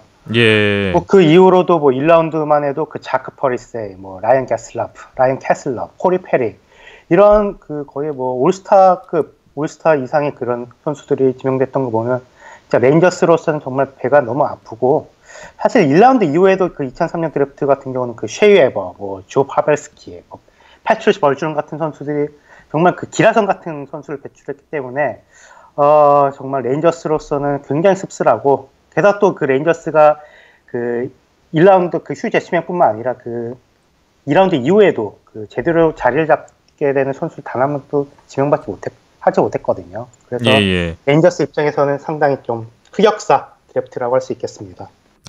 열거해 주시는 선수들 이름들 듣다 보니까 지금 다 NHL을 주름 잡고 있는 선수들인데 2003년이 대단하긴 했네요. 다음 선수로 넘어가 보겠습니다. 바로 시드니 크로스비가 뽑혔던 2005년 드래프트 출신 선수입니다. 이 선수는 그 당시에 크로스비 다음으로 미래가 밝은 공격수라는 평가를 받기도 했었다는데요. 어떤 선수인가요? 그 2005년 드래프트 그 전체 6번째로 그 콜럼버스 블루 자켓츠가 지명했었던 그 캐나다 출신의 그 공격수죠. 그 질버트 블레라는 선수입니다. 네. 사실 블레 같은 경우는 그 2005년 드래프트 당시에 그 크로스비 이후 그 2번 픽 그 후보로도 좀 그 유력하다는 언급이 됐었던 그런 급의 유망주였는데요. 이 선수가 사실 그 블레가 그 주니어 시절 그 WHL에서 그 밴쿠버 자이언츠에서 뛰었기 때문에 저 역시 좀 많은 애착을 좀 갖고 있었던 선수예요. 사실 유망주 시절부터. 예. 뭐 하키 선수로서는 좀 약간 작은 축에 속하는 체격을 가졌지만은 굉장히 좀 깡이 정말 넘치는 스타일. 그리고 또 그 공격수로서 갖춰야 할 모든 스킬, 뭐 스케이팅이라든지, 뭐 슈팅 능력이라든지, 뭐 피지컬 플레이라든지 이런 것을 모두 그 갖춘 A급 유망주라는 평가를 받았었죠. 한마디로 NHL에서 실패하기가 상당히 어려운 그런 선수라는 평가였었어요. 질버트 블레가 그 정도의 평가를 받던 선수였는데요. 하지만 중요한 순간에 부상이 계속 발목을 잡았고 성장할 기회를 놓치게 됐습니다. 또 NHL에서도 꾸준히 기회를 받기도 했지만 좀처럼 좋은 성적은 내지 못하고 말았어요. 그렇죠. 그 콜럼버스도 계속 뭐 1, 2라인 센터로서 좀 기회를 주긴 했었지만은 성장하지 못했고 결국 그 체킹 라인에서만 조금 그럭저럭 활약하다가 결국 그 드래프트 된 지 한 3년 만에 에드몬턴을 트레이드가 되고 말죠. 예. 사실 에드몬턴에서는 그나마 좀 포텐셜을 약간 터트리면서 그 2010년 시즌엔 그 37포인트를 올리면서 이제 조금씩 터지기 시작했지만 그런 생각도 하긴 했지만은 그 이상으로 가지 못했고 또 그 이후로 NHL에서는 좀 계속 미미한 활약을 하면서 트레이드가 또 몇 번 되다가 그 2014년에는 또 아버지와 또 분쟁이 생기면서 좀 가족적인 그런 좀 비극도 이렇게 생기면서 그 은퇴를 선언하게 돼요. 사실 뭐 그나마 다행히도 그 반년 만에 그 은퇴를 번복하고 그 KHL로 건너가가지고 뭐 3년 정도 뛰고 있는데 KHL에서 나름 괜찮은 활약을 하고 있으면서 그 하키 선수로서의 커리어를 좀 쌓아가고 있더라고요. 네네. 그 당시 그 2005년 그 드래프트 당시 그 콜럼버스로서는 그 미래 인라인 센터를 그 노렸던 그 콜럼버스였는데 사실 그 블레 대신 그 11번째 픽으로 그 LA에 지명됐었던 그 안지 코피타를 지명했었다면 또 한 번 그 역사는 많이 바뀌었겠죠. 예. 뭐 사실 그 질버트 블레보다 더 심한 드래프트 실패작도 많지만은 워낙 그 블레라는 선수가 제가 워낙 애착을 가졌던 선수여서 한번 언급을 해보고 싶었어요. 그렇군요. 콜럼버스가 질버트 블레뿐만 아니라 유난히 드래프트 잔혹사가 많은 팀인 것 같습니다. 이번에 소개할 선수도 바로 콜럼버스 블루재킷츠의 지명을 받았던 선수네요. 네, 그렇습니다. 그 2008년 이제 10년 전인데 그 신인 드래프트 전체 6번째 출신인 그 러시아 공격수 그 니키타 필라토프예요. 예. 2008년 드래프트 같은 경우는 그 스티븐 스탠코스가 그 첫 번째로 뽑혔고 좀 수비수가 좀 많이 그 강세였던 드래프트였거든요. 그 당시 뭐 드루 다우디라든지 뭐 알렉산더 피에틀란젤로라든지 이런 선수가 뽑혔던 드래프트였는데 그 중에서 그 필라토프는 그 공격수 중에서 그 스탠코스 다음 그 넘버 2라는 평가를 받았었던 선수였고 또 실제로도 그 공격수 중에서는 그 스탠코스에 이어서 두 번째로 지명받았던 그야말로 뭐 초특급 유망주였죠. 네. 드래프트 전에 그 17살의 나이임에도 불구하고 그 20세 이하 선수권 대회에서 그 러시아 대표팀 에이스로 활약을 하면서 그 당시 평가로는 뭐 일리아 코볼축, 알렉산더 오베츠킨, 뭐 에브게니 말킨 있는 그 역대급 그 러시아산 공격 머신이 나왔다는 이런 이야기도 있었어요, 사실. 오베치킨, 말킨을 잇는 공격수다. 대단한 평가인데요. 그 니키타 필라토프가 드래프트 이후에도 NHL 최고 유망주라는 평가를 받기도 했었다고요? 네, 그쵸. 그 드래프트 되자마자 곧바로 그 콜럼버스 그 NHL 팀과 계약을 했고, 사실 뭐 첫 시즌은 좀 AHL과 그 NHL을 좀 오가면서 활약을 했었어요. 예. 그리고 또 그 AHL에서도 꽤나 좋은 모습을 보이면서 그 AHL 올스타에 뽑히기도 했고, 또 NHL 콜업 때에서는 그 첫 경기만에 또 첫 골 넣기도 하고, 또 그 콜럼버스 팀 역사상 최초로 그 해트트릭을 기록하는 루키가 되기도 했었어요. 그래서 네. 그 당시 그 2008년, 2009년 그 시즌 당시 그 더 하키 뉴스라는 그 잡지가 뽑은 그 NHL 유망주 그 전체 1위에 뽑히기도 했던 뭐 그야말로 초특급 유망주였는데 예. 하지만은 그 이듬해 그 당시 콜럼버스 감독이었던 뭐 현재는 그 댈러스로 옮겼던 그 켄 히치콕 감독과 불화를 겪으면서 그렇게 큰 활약을 하지 못했고 시즌 도중에 또 KH로 돌아가면서 좀 여러 가지 좀 잡음을 일으키기도 했었어요, 사실. 네. 그러면서 또 이렇게 감독한테 좀 이렇게 기회도 받지 못하고 그러면서 성장도 더뎌지기 시작했고 또 콜럼버스 구단 역시 그 필라토프에 대한 그 기대가 낮아지면서 결국 드래프트 3년 만에 그 오타와 세네터스를 헐값에 그 당시 그 기억으로 3라운드 픽인가에 이렇게 트레이드를 됐는데 그리고 오타와에서마저도 좀 미미한 활약을 그치면서 그 이후 NHL을 떠나게 됐죠. 결국 NHL에서 기록한 그 기록은 총 53경기에서 그 14포인트밖에 올리지 못하는 좀 굉장히 좀 어떻게 보면 처참한 활약이죠. 좀. 그렇네요. 콜럼버스로서는 참 그 초특급 유망주들이 연속으로 실패를 했고요. 그 당시에 타격이 아주 컸겠어요. 네, 그 당시 콜럼버스는 2000년대부터 질버트 블레, 니키타 플라토프도 그랬지만은 그 2003년 드래프트에서 그 당시 제2의 그 일리아 코블축이라는 말 들었던 그 4번 픽 출신이었던 그 니콜라이 절데브라는 선수도 있었고, 또 2004년 8픽 출신으로 그 퀘벡 출신의 그 알렉산더 피카드, 이런 좀 굉장히 좋은 평가를 받았던 공격수들이 굉장히 기대를 받으면서 또 기회를 받았지만은 결국 다 실패하게 됐거든요. 그러니까 이 덕분에 좀 콜럼버스는 그 10년 넘게 그 약팀으로 남을 수밖에 없었던 이유였던 것 같아요. 그렇게 어려운 시절을 겪었던 콜럼버스였고 지난 시즌에 그나마 조금 이제 다시 떠오르는 그런 모습을 볼 수 있었던 게 또 기억이 나네요. 자, 다음 소개할 선수들은 이제 NHL 드래프트 전체 1픽 1순위 지명을 받았던 선수들입니다. NHL 드래프트 전체 1번 픽 출신 선수들을 보면 이름들이 대단해요. 크로스비, 맥데이빗 있고요. 오베치킨, 스탬코스, 패트릭 케인 이외에도 많은데요. 정말 쟁쟁합니다.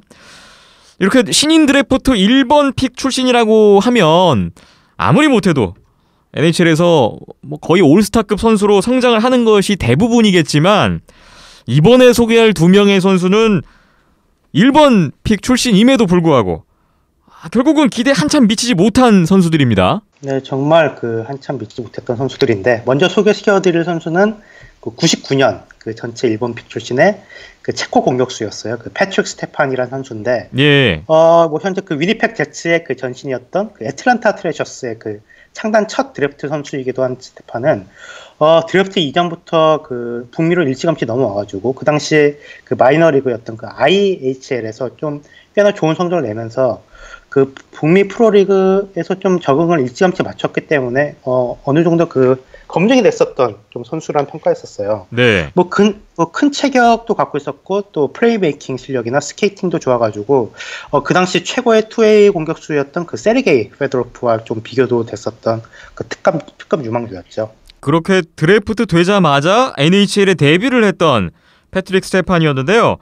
신생팀 애틀란타의 주축 선수로 기회를 많이 받았지만 결국 기대만큼은 못했어요. 네, 그렇죠. 그 루키 시즌 성적이 그 72경기에서 25포인트. 그러니까 기대에 한참 미치지 못했고 그 이후에도 계속 그 꾸준히 기회를 받았지만 좀처럼 성장하지 못했어요. 예. 스테판 이후에 그 드래프트 됐었던 그 당시 데니 히틀리라든지 일리아 코볼축 이런 선수들이 그 스타 선수들로 이제 성장을 하고 나서도 그 스테판은 또 그저 그런 선수로 남게 됐어요. 예. 애틀란타에서 그 6시즌을 뛰었는데 그 베스트 시즌이 그 82경기에서 그 40포인트. 그러니까 좋게 봐줘봤자 한 괜찮은 2라인급 선수 정도의 성적이었기 때문에 좀 기대에 많이 미치지 못했고 결국 그 애틀란타는 참다 못하다가 그 2006년 시즌 이후 그 스테판을 그 댈러스로 헐값에 팔아넘기면서 사실상 포기를 하게 됐죠. 예. 이후에 2006-2017 시즌에 댈러스에서 딱 한 시즌을 뛰었었는데요. 그 댈러스에서 참 이 장면 생각하면 여러 가지 생각이 드는데 NHL 역사에 정말 아주 오랫동안 남을 명장면을 만들었습니다. 네, 그쵸. NHL 팬들이라면 정말 한 번 이상 보셨던 그런 영상일 것 같은데, 예. 그 당시 상황이 그 에드먼턴 경기였어요. 또 그 당시 그 댈러스, 스테판 소속의 그 댈러스가 그 경기 종료 직전까지 한 점 앞서고 있었고 에드먼턴이 그 엠티넷 공격을 펼치고 있었던 상황인데 그 한 10초 정도 남기고 그 스테파니 퍽을 가로채가지고 그 엠티넷으로 그 단독 찬스를 잡게 됐는데 정말 그 학교 초보 뭐 3살짜리 아이도 뭐 넣을 수 있었던 상황인데 그 퍽이 그 에드먼턴 골문 바로 앞에서 좀 불규칙 바운스가 나면서 그 스테파는 좀 당황했고 퍽을 놓치면서 이렇게 그 넘어지게 됐는데 그 스테판의 실수 이후 그 에드먼턴은 곧바로 그 역습에 성공하면서 그 버저비터로 그 동점을 만들었던 이 장면인데 네. 그 이 장면은 그 NHL 역사상 가장 그 어처구니 없는 장면 뭐 항상 뭐 탑 5에도 드는 그 장면이고요. 예. 그리고 그 스테판은 그 시즌 이후에 그 NHL에서 볼 수가 없었어요. 사실 그래서 이 장면이 어떻게 보면 좀 스테판의 그 커리어를 좀 이렇게 유학해주는 그런 영상이었던 것 같은데 예. 스테판은 그 다음 시즌에 이 스위스 리그에 진출을 하긴 했지만은 그 부상 때문에 몇 경기 뛰지 못하고 결국 은퇴를 선언하고 말았습니다. 예. 사실 뭐 스테판이 뽑힌 그 99년 드래프트는 그 역대 최악의 드래프트라는 이야기도 듣기도 하지만은 그 패트릭 스테판이 그 뽑힌 그 2픽 3픽으로 뽑힌 선수가 바로 그 데니엘 헨릭 세딘이기 때문에 그 애틀랜타가 이 세딘 형제 중 한 명만 뽑혔어도 뭐 프랜차이즈 역사가 좀 또 바뀌지 않았을까 이런 생각도 들어요. 예. 어쨌든 뭐 패트릭 스테판 이 선수는 그 1번 픽으로 뽑혀서 성공하지 못한 것도 서러운데 그 실수 하나 때문에 이제 10년이 지났어요. 그 장면이 10년이 지난 지금도 조롱을 받는 좀 어떻게 보면 좀 불운한 선수가 된 것 같네요. 그 NHL의 마지막이 참 씁쓸하게 끝났던 패트릭 스테판의 얘기 들어봤습니다. 이제 마지막으로 소개할 선수인데요. 이 선수는 24년 전으로 거슬러 올라갑니다. 1993년 드래프트 1픽 출신입니다. 아까 서두에 손상호 기자님이 21세기 이후 선수들 위주로 언급을 하신다고 들었었는데 그래도 이 선수를 이번에 소개해드리는 이유는 그 정도로 임팩트가 컸던 드래프트 실패작이기 때문이라면서요? 네, 그쵸. 뭐 NHL 최악의 픽 하면은 항상 이 선수가 꼬리표처럼 이렇게 달아 나오는데 그 93년 드래프트 당시에는 그 오타와 세너스가 그 전체 1픽을 받게 됐는데 예. 그 당시 그 뽑았던 선수가 알렉산더 데이그라는 그 퀘벡 출신의 선수예요. 네.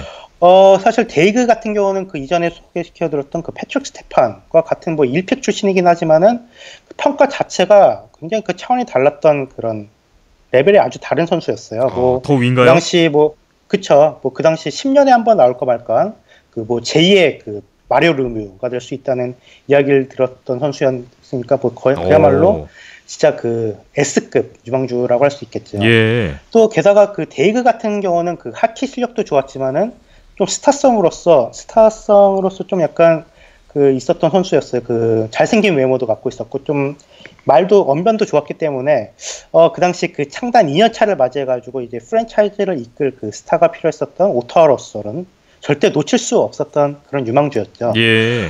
그 당시 그 93년 당시만 해도 그 지금 있는 뭐 드래프트 로터리는 없었고 그냥 정규 시즌 최하위 팀이 무조건 그 1번 픽을 받던 그런 시스템이었는데 예. 근데 그 92-93 시즌에 그 오타와 세네터스는 그 알렉산더 데이그를 뽑기 위해 가지고 좀 일부러 경기를 지려고 하는 좀 이런 일들도 생기면서 그 2년 후에는 그 95년부터 그 드래프트 로터리가 생기게 된 원인을 어떻게 보면 좀 제공을 하기도 했던 선수일 수도 있어요. 그렇군요. 알렉산더 데이그가. 네, 참고로 그 데이그 이후에 그 드래프트 지명을 받았던 선수를 보면은 2번 픽은 정말 많이 유명하죠. 그 수비수로서 MVP를 차지하게 됐었던 그 크리스 프롱거, 또 그 4번 픽 역시 그 훗날 슈퍼스타가 되는 그 폴 카리아였습니다. 네, 제2의 마리오 르뮤라는 평가를 받았던 알렉산더 데이그입니다. 그 데이그가 드래프트 되자마자 곧바로 NHL에 데뷔를 합니다. 사실 첫 시즌은 나쁘지 않았네요. 네, 그 당시 NHL 루키 최고액으로 계약을 했었던 데이그는 그 루키 시즌 그 84경기에서 한 51포인트. 글쎄 뭐 기대에는 미치지 못했지만은 뭐 그렇다 나쁜 활약은 아니었죠. 예. 뭐 어쨌든 그 이후로도 오타와는 그 알렉산더 데이그를 그 슈퍼스타로 성장시키기 위해서 엄청난 그 지원과 사랑을 아끼지 않았어요. 예. 그런데 그 당시 오타와 세네터스 같은 경우는 그 데이그보다 그 1년 일찍 드래프트로 지명됐었던 그 3주 전에 그 아일랜더스 특집을 했을 때 언급해드린 그 알렉산더 야신, 이 그 알렉산더 데이그보다 훨씬 좋은 성적을 기록하고 있었음에도 오타와는 계속 그 야신보다도 그 데이그를 스타로 밀어주면서 훗날 그 야신이 오타와 구단에 좀 불만을 품고 사이가 나빠지게 된 그 큰 이유가 되기도 해요. 네, 하지만은 그 알렉산더 데이그는 그 5년 동안 이렇게 아낌없는 지원을 했음에도 좀처럼 성장하지 못했고, 또 게다가 또 그 잘생긴 외모와 좀 인기 때문에 그 링크장 밖에서 좀 노는데 좀 집중을 했었다고 그래요. 예. 그래서 운동에 좀처럼 집중을 하지 못했던 상황이기도 했었고, 결국 그래서 그 98년 이제 드래프트 5년 만에 필라델피아로 트레이드 되면서 오타와의 인연은 막이 내리기 시작했죠. 필라델피아에서도 사실 그 자리를 잡지 못했던 데이그는 그 1년 사이에 무려 3번의 트레이드를 당하는 수모를 겪기도 하면서 좀 그야말로 뭐 버스트 픽의 그 대명사가 되기 시작했죠. NHL 데뷔 후에 그러한 굴곡을 겪었던 데이그입니다. 2000년 이후에 2년 동안의 선수 생활 기록이 없었더라고요. 어떻게 된 걸까요? 부상이 있었나요? 네, 그 2000년 시즌 이후에 그 사실 데이그가 2년간 하키를 쉬었는데 부상 때문이 아니라 그 당시 배우 전향을 선언했던 거예요. 25살의 나이로. 배우요? 네, 배우 갑자기 배우 전향하게 됐는데. 잘생긴 외모 배우. 예. 네, 그랬죠. 그래서 근데 뭐 평생 하키만 하던 사람이 뭐 잘생긴 외모나 뭐 이런 좀 이런 거 믿고 그나마 하키 선수였으니까 좀 잘생겼다고 할 수 있었지, 배우로서는 뭐 그렇게 눈에 띄는 외모라고 할 수도 없었을 것 같은데 뭐 쉽지 않았겠죠. 결국 그 2년 뭐 이렇게 뭐 이것저것 뭐 시도는 했지만은 결국 성공하지 못했고, 그 2년 만에 다시 그 하키판으로 돌아온 데이그는 그 당시 뭐 2004년 시즌 당시 그 미네소타 와일드에서 뭐 나름 나쁘지 않은 성적을 하면서 NHL에서 좀 자리를 잡는 듯 하기도 했지만은 뭐 결국 그 이상으로 성장하지 못했고요. 그 2006년을 마지막으로 NHL 떠나서 한 5년 정도 그 스위스 리그에서 뛰다가 그리고 그 7년 전 2010년에 은퇴를 선언하게 됩니다. 그랬군요. 알렉산더 데이그에 대해서 쭉 말씀을 들었는데요. 이 선수의 이제 커리어 기록을 보면 사실 NHL에서 600경기를 넘게 뛰었고 통산 327포인트를 기록했습니다. 그 전체 이제 1순위 지명 선수이기 때문에 기대감이 좀 커서 그런데 사실 이 정도 기록을 남긴 선수한테 실패다 뭐 이렇게 이야기하는 거는 또 한편으로는 무리도 있지 않을까 그런 생각도 들어요. 네, 사실 뭐 어떻게 보면 그렇죠. 그 데이그 본인도 그 최근 인터뷰를 보면은 뭐 자신이 그 NHL에서 실패했다고 생각하지 않고 있더라고요. 예. 하지만 그 유망주 시절 그 거의 뭐 지금으로 따지면 뭐 어스튼 매튜스급의 이런 그 유망주였는데, 이런 선수가 만약에 그 600경기에서 327포인트밖에 기록하지 못했다고 해봐요. 그러면 정말 그야말로 최악의 실패라고 할 수 있었겠죠. 예. 뭐 정말 그 기대에 비하면 한참 미치지 못했고, 그 선수 본인도 워낙 그 하키 외적으로 많은 이야기를 만들어내면서 그 NHL 역사상 최악의 1번 드래프트 픽이라는 꼬리표가 결국 달린 것 같아요. 예. 또 지금은 또 그 하키는 전혀 하지 않고 또 고향인 몬트리올로 돌아가서 그리고 그 영화 산업 그 사업을 하고 있다고 하더라고요. 네, 그 최근 인터뷰를 봐도 그 선수 시절 좀 받았던 그 상처가 좀 있는지 그 하키가 전혀 그립지 않다고 그러고 돌아갈 일도 뭐 없지 않을까 싶네요. 예. 사실 알렉산더 데이그 같이 이렇게 탤런트를 갖고 있던 선수가 그 하키에 대한 열정이 조금만 더 있었고, 뭐 한편으로는 좀 조금만 덜 잘생겼었다면 또 그 NHL 판도 또 오타와 세네터스 이 프랜차이즈의 그 미래가 또 바뀌지 않았었을까 이런 생각도 듭니다. 네. 좋은 재능을 갖고 있는 선수였는데 여러 가지로 안타까움을 자아냈던 그런 선수네요. 오늘 손성우 기자님이 NHL 역대 최악의 드래프트 픽에 관한 이야기를 쭉 해주셨습니다. 이제 마무리할 시간이 됐는데요. NHL 최악의 단장에 이어서 준비를 하셨다고 했어요. 다음 주에는 뭘까가 궁금해지는데 혹시 뭐 역대 최고의 드래프트 이런 건가요? 뭐 예를 들어서 5라운드에서 뽑았는데 대박이 났다든지 뭐 혹시 이런 거 아닐까요? 어떤 거 준비하세요?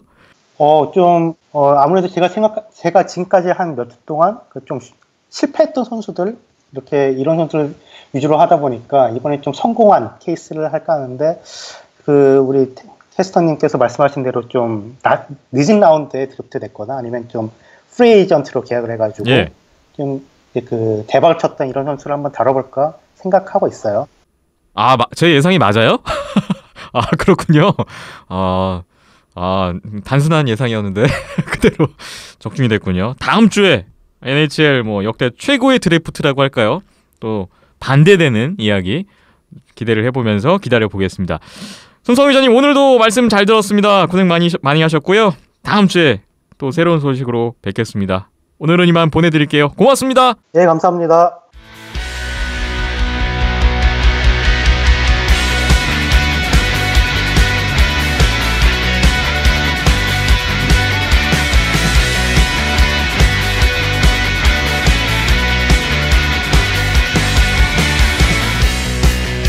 비하인드넷, 이번에는 아시아리그 아이스하키 새로운 소식을 살펴보겠습니다. 국내 3팀 외에 외국 팀들의 추가 계약 소식, 영입 선수들 소식들이 전해졌는데요. 오늘 사할린이 여러 명을 지금 영입했다는 소식이 있어서 한번 살펴보고 가려고 합니다. 사할린, 아시아리그의 항상 우승 후보로 지금 군림하고 있는 팀인데 그만큼 올 시즌의 전력이 어떠할지 더 궁금해지는 팀이기도 합니다. 포지션별로 꽤 많은 선수들의 변화가 있는 것 같아요. 오늘 어떤 변화가 있는지 살펴보겠습니다. 먼저 골리에 변화가 있는데 새로운 2명의 선수가 영입이 됐네요. 예, 얀 실레프노프 선수와 알렉산드르 코즈벤코 선수라는 2명의 골리를 영입을 하면서 사할린이 올해도 3명의 골리, 그러니까 아시아리그 사할린 팀에서만 3명의 골리를 쓸 예정입니다. 예. 실레프노프 선수를 보시면 디나모 민스크, 이제 그 벨라루스 쪽에 있는 KHL 팀이죠. 그래서 짧은 경력이 있어요. 그런데 선수 생활 대부분을 이제 벨라루스 리그에서 보냈습니다. 하지만 최근 3년간의 성적을 보면 그렇게 좋다고 보기는 힘들기 때문에 그냥 근데 그래도 벨라루스 리그와 아시아 리그의 수준차를 생각하면은 아시아 리그에서는 그렇게 나쁘지는 않을 것 같아요. 그렇게 영입을 한 것 같고, 알렉산드르 코즈벤코 같은 선수는 VHL에서 최근 4년간 백업 생활을 한 경력이 있습니다. 그래서 이런 걸로 비교해 보면은 사할린에서도 사실상 백업을 맡을 확률이 좀 클 것 같아요. 그리고 이 두 선수 모두에게 이건 적용이 되는 이야기고요. 두 선수 모두 백업을 일단 기본적으로 가져갈 백업 역할이 처음으로 주어질 것 같습니다. 하지만 지난해 보시면 좀 유동적으로 사할린이 항상 골리 포지션을 출장을 배분을 하잖아요. 그런 걸 보시면은 이 두 선수가 혹시나 기회를 잡았을 때 좋은 모습 보인다 하면은 좀 뭐 상당 기간 활약을 볼 가능성도 있고요. 그래도 가장 이제 지금까지 이전 리그의 성적이나 이런 걸 봤을 때는 스텔마크 선수의 백업이 될 가능성이 좀 클 것으로 보입니다. 지난 시즌에 이어서 안드레이 스텔마크 선수가 골리진의 중심을 잡을 것으로 보이는 상황에서 새롭게 얀 실레프노프 선수, 알렉산드르 코즈벤코 선수가 가세를 하게 됐어요. 그동안 거의 주전처럼 활약을 했던 데니스 코로바예프 선수가 이제 빠지는 그런 사할린의 모습이네요. 다음으로 수비 쪽을 보겠습니다. 수비에서도 3명의 보강이 있네요. 예, 비에체슬라프 아나닌 선수와 드미트리 코즐로프 선수, 그 다음에 니콜라이 질린, 이렇게 3명의 선수가 새롭게 이제 사할린 팀에 합류를 합니다. 이 3명의 선수는 뭐 사할린 선수 대부분이 그렇듯이 VHL 경력이 있어요. VHL 러시아 2부 리그 경력이 있습니다. 세 선수에게 좀 공통적으로 나타나는 부분이 185 이상으로 굉장히 큰 신장을 자랑하는 팀이에요. 그래서 좀 큰 신장을 가진 팀에게 고전을 하는 모습을 보인 팀들 같은 경우에는 사할린이 올해도 좀 까다로운 상대가 될 가능성이 클 것 같습니다. 신장이 좋은 수비수들이 들어온 사할린이다. 거기에 대한 다른 팀들의 대응책이 좀 필요할 것 같네요. 다음으로 공격적으로 볼 텐데 공격에도 꽤 많은 새로운 이름들이 보입니다. 그렇습니다. 그런데 일단 뭐 작년에 안 뛰었는데 복귀한 선수들도 몇 명 있고요. 재계약을 선택한 선수들도 있습니다. 그래서 재계약자 복귀자를 말씀드리면 알렉산드르 칼리닌, 알렉산드르 코로보프, 미하일 쿠르비아코프, 이 선수 좀 익숙하시죠? 그 다음에 아르톰 세나토르, 이고르 우샤코프, 비탈리 자트세플린, 요 선수들이 각각 재계약 복귀를 선택을 하면서 다시 사할린 팀으로 복귀를 하게 됐고요. 새로운 영입으로 보이는 선수는 아르톰 레오노프라는 선수가 있는데, 이 선수가 굉장히 젊은 선수고 지난해까지 러시아 주니어 팀인 MHL, 러시아 주니어 리그죠, 에서 뛴 경험이 있습니다. 185cm, 86kg 신체 조건도 나쁘지 않기 때문에 뭐 사할린에서 어떻게 쓰냐에 따라서 어느 좀 재미있게 좀 지켜볼 만한 선수라고 할 수 있을 것 같습니다. 아르톰 레오노프라는 또 새로운 공격 옵션이 추가된 사할린이고요. 잠깐 이제 다른 팀에 갔다가 다시 사할린으로 돌아오는 여러 공격수들의 또 이름도 봤습니다. 이런 가운데 뭐 지난 시즌까지 사할린에서 뭐 공격의 뭐 중심 중에 한 명이었던 세르게이 페추라 선수는 이제 팀을 떠났다는 소식이 전해졌어요. 라트비아로 갔다고요? 예, 뭐 이제 조국으로 다시 돌아간 페추라 네. 선수인데 3라인에서 그동안 사할린에서 참 좋은 활약을 했었던 선수이기 때문에 보내는 부분이 사할린 입장에선 좀 아쉬울 수도 있지만 그래도 예, 뭐 보강이 있었으니까요. 그리고 이 선수를 대체할 만한 자원을 영입했다고 생각했기 때문에 내보내는 결정까지 할 수 있었다고 생각합니다. 네. 뭐 지난 3시즌 동안에 3년 이상 그 다 40포인트 이상을 했던 뭐 사할린의 주요 공격 옵션 중에 한 명이었는데 떠났는데 새로운 지금 말씀 주신 선수들이 어떻게 이 이상을 해낼 것인지 기대가 되는 부분입니다. 예, 그리고 이 선수가 또 가치가 있었던 부분은 수비적인 역할을 항상 주된 옵션으로 하면서도 괜찮은 공격을 보여줬다는 게 상대팀 입장에서는 참 상대하기 좀 까다로운 선수였던 걸로 기억을 합니다. 네. 이 정도 지금 선수들 커리어와 뭐 변화된 모습을 봤을 때 올 시즌에도 사할린은 우승 후보다라고 볼 수 있을까요? 예, 뭐 강팀으로는 충분히 군림을 할 가능성이 있다고 봐요. 지금까지 18명 정도의 로스터로 임하게 되어 있는데 예. 좀 첫 해, 두 번째 해와 느낌이 많이 비슷합니다. 사할린이 아시아리그 첫 해 뭐 들어왔을 때의 느낌과 좀 로스터가 비슷해서 그래도 그 해도 제가 기억했을 때는 굉장히 상위권으로 마무리를 했었거든요. 지금까지 영입한 선수들이 어느 정도 괜찮은 경력을 가지고 있고 그리고 사할린이 첫 해에도 나쁘지 않은 모습을 보여줬다는 걸 생각을 해보면은 뭐 아시아리그에서는 역시 사할린은 뭐 항상 경기당 1호급으로 예, 굉장히 강한 전력을 가지고 있다 보시면 될 것 같습니다. 예. 어느덧 아시아리그 4번째 시즌을 맞이하게 된 사할린 소식이었습니다. 다음으로 일본의 니코 아이스벅스의 추가 외국인 선수 영입이 발표됐습니다. 역시나 핀란드 선수가 또 오게 됐는데 수비수 페테리 누멜린이라는 선수입니다. 이로써 이제 아이스벅스도 외국인 선수 2명을 다 채우게 됐는데요. 이 선수 이제 소개를 드려야 되는데 일단 가장 눈에 띄는 건 나이예요. 1972년생. 만 44세로 나오는데요. 이게 생일이 안 지났으니까 만 44세지. 지금 엄밀히 따지면 한국 나이로 46세. 내년에 해가 바뀌면 47세가 되는 선수입니다. 와, 아시아리그 역대까진 모르겠고 일단은 이제 새로운 시즌 기준으로 최고령 선수가 오게 됩니다. 하이원 배영호 감독님하고 통각이에요. 72년생 선수가 옵니다. 일단 이 선수 경력은 나이만큼이나 지나온 길이 어마어마해서 화려하네요. 뭐 어떻게 어디부터 소개를 드려야 될지 좀 고민인데 이현수 기자님 뭐 대표적인 거 커리어를 좀 소개를 주시겠습니까? 지금 보시면 좀 최근 들어서 아시아리그에 커리어가 좋은 선수들이 많이 들어오죠. 베이유 선수도 대표적인 선수고 네. 올해도 뭐 하이원의 바카슈아 선수 같은 선수들이 들어오는데 이 선수에 좀 비교하기는 좀 뭐랄까? 정말 대단한 선수가 들어옵니다. 나이는 네. 많지만 정말 대단한 선수인데 리가에서도 좋은 모습, 가는 리그마다 다 좋은 모습을 보여줬던 선수예요. 그런데 갔던 리그가 핀란드 1부 리그, 스웨덴 1부 리그, 그 다음에 스위스 NLA에서 정말 최고의 모습을 보여줬었고 예. NHL에도 거의 한 3시즌 가까이 뛰었던 경력이 있습니다. 뭐 풀시즌은 아니었지만 나눠서 한 3시즌 정도 뛴 경력이 있고 뭐 재작년만 하더라도 사실 뭐 또 리가에서도 핀란드 리가에서도 뛰고 노르웨이 리그에서도 좋은 모습을 보여줬기 때문에 정말 클래스 하나만큼은 대단한 선수고 이 선수는 국가대표팀 경력도 어마어마합니다. 야, 화려해요.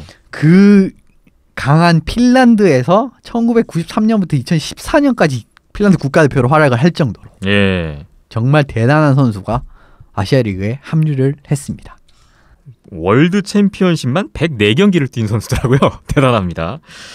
자, 포지션은 수비수고요. 경력이 화려합니다. 이 선수 아이스벅스에서 어떤 역할을 할 수 있을까가 기대가 되고 궁금해지거든요. 어떻게 예상하세요? 예, 핀란드에서 좀 자주 보이는 타입의 선수죠.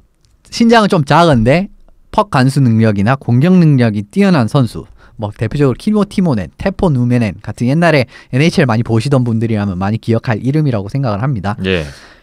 이제 수비수에도 불구하고 득점력이 정말 상당합니다. 보시면은 스위스에서의 경력을 보시면 경기당 1포인트를 했어요.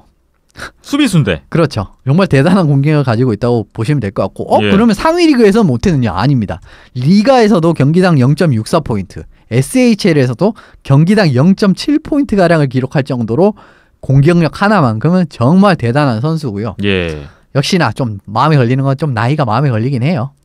이제 핀란드의 시에키넨 감독이 부임을 하면서 스피디한 하키를 추구한다라고 이야기를 했는데 어떻게 보면 좀 스피디한 하키를 추구하기엔 너무 나이 많은 선수를 데려온 것이 아닌가라고 생각을 하고요. 이 선수랑 동갑, 아까 배영호 감독님이라고도 말씀을 해주셨는데 뭐 북미에서도 정말 북미 리그에 뛰고 있는 선수 중에서 정말 유명한 선수가 있죠. 야로미르 야그르 선수와 동갑입니다. 이제 대충 이제 그림이 딱 그려지실 거라고 보고요. 네. 결코 적은 나이가 아니죠. 그런데 그래도 올 시즌은 변수가 있지 않습니까? 단축 시즌이에요. 그렇게 체력적인 부담이 많이 가지 않는 시즌이라고도 할 수가 있을 것 같고 뭐 더 긍정적인 부분은 최근 한 3년간에도 이 선수가 못했냐라고 하면 그렇지 않습니다. 예. 최근 2년 전에도 리가에서 뛰었고요. 핀란드 1부 리그에서 뛴 경력이 있고요. 작년에서도 노르웨이 리그 그리고 핀란드 2부 리그에서도 상당히 좋은 모습을 보여준 경력이 있기 때문에 사실 뭐 이 선수가 케빈 미첼 선수보다 커리어에서도 그렇고 더 나은 모습을 보여줄 가능성이 높고요.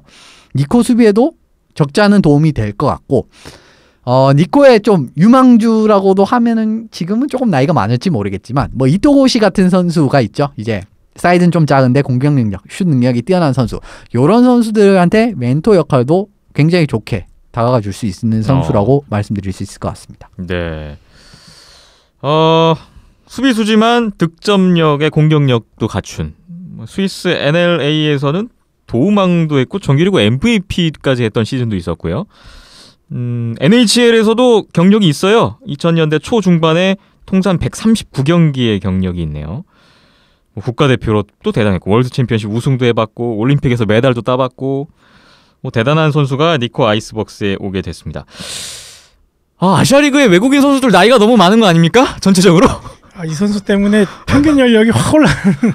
아니, 이 선수가 지금 최고치를 찍었는데 다른 팀들도 외국인 선수 나이들이 많아졌잖아요. 예, 뭐 80년생 전체적인 지금 흐름이 이렇네요.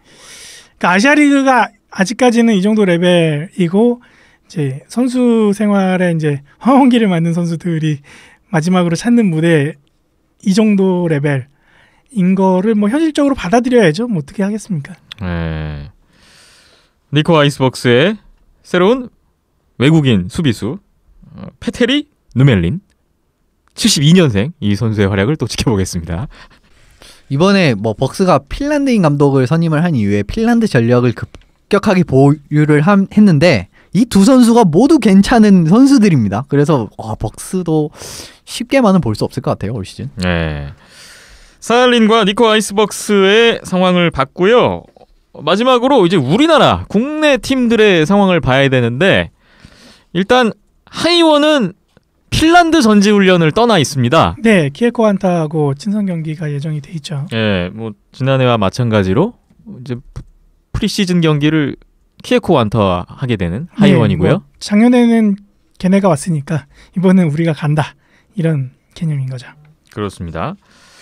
그런 가운데 안양알라와 대명 클러웨이즈는 현재 국내에 있습니다.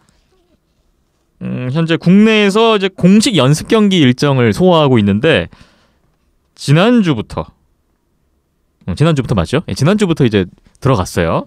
한 팀씩 볼까요? 먼저 안양알라 8월 10일 목요일에 고려대와 연습 경기를 시작했고요.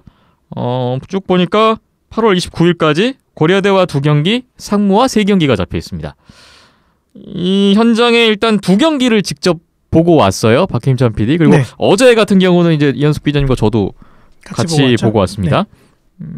일단 8월 10일 고려대와의 첫 경기가 있었는데 국가대표 선수들은 일단 다 빠져 있는 상황이었어요. 네, 그래서 11월 달, 12월 달에는 국대 멤버들이 빠진 이 멤버들로 치러낼 것 같은 느낌이 강한데, 예. 네, 그래서 미리 볼 수 있는 시간이었고 어느 정도 레벨까지 가능할까, 예, 그런 부분들을 좀 체크할 수 있었죠. 예.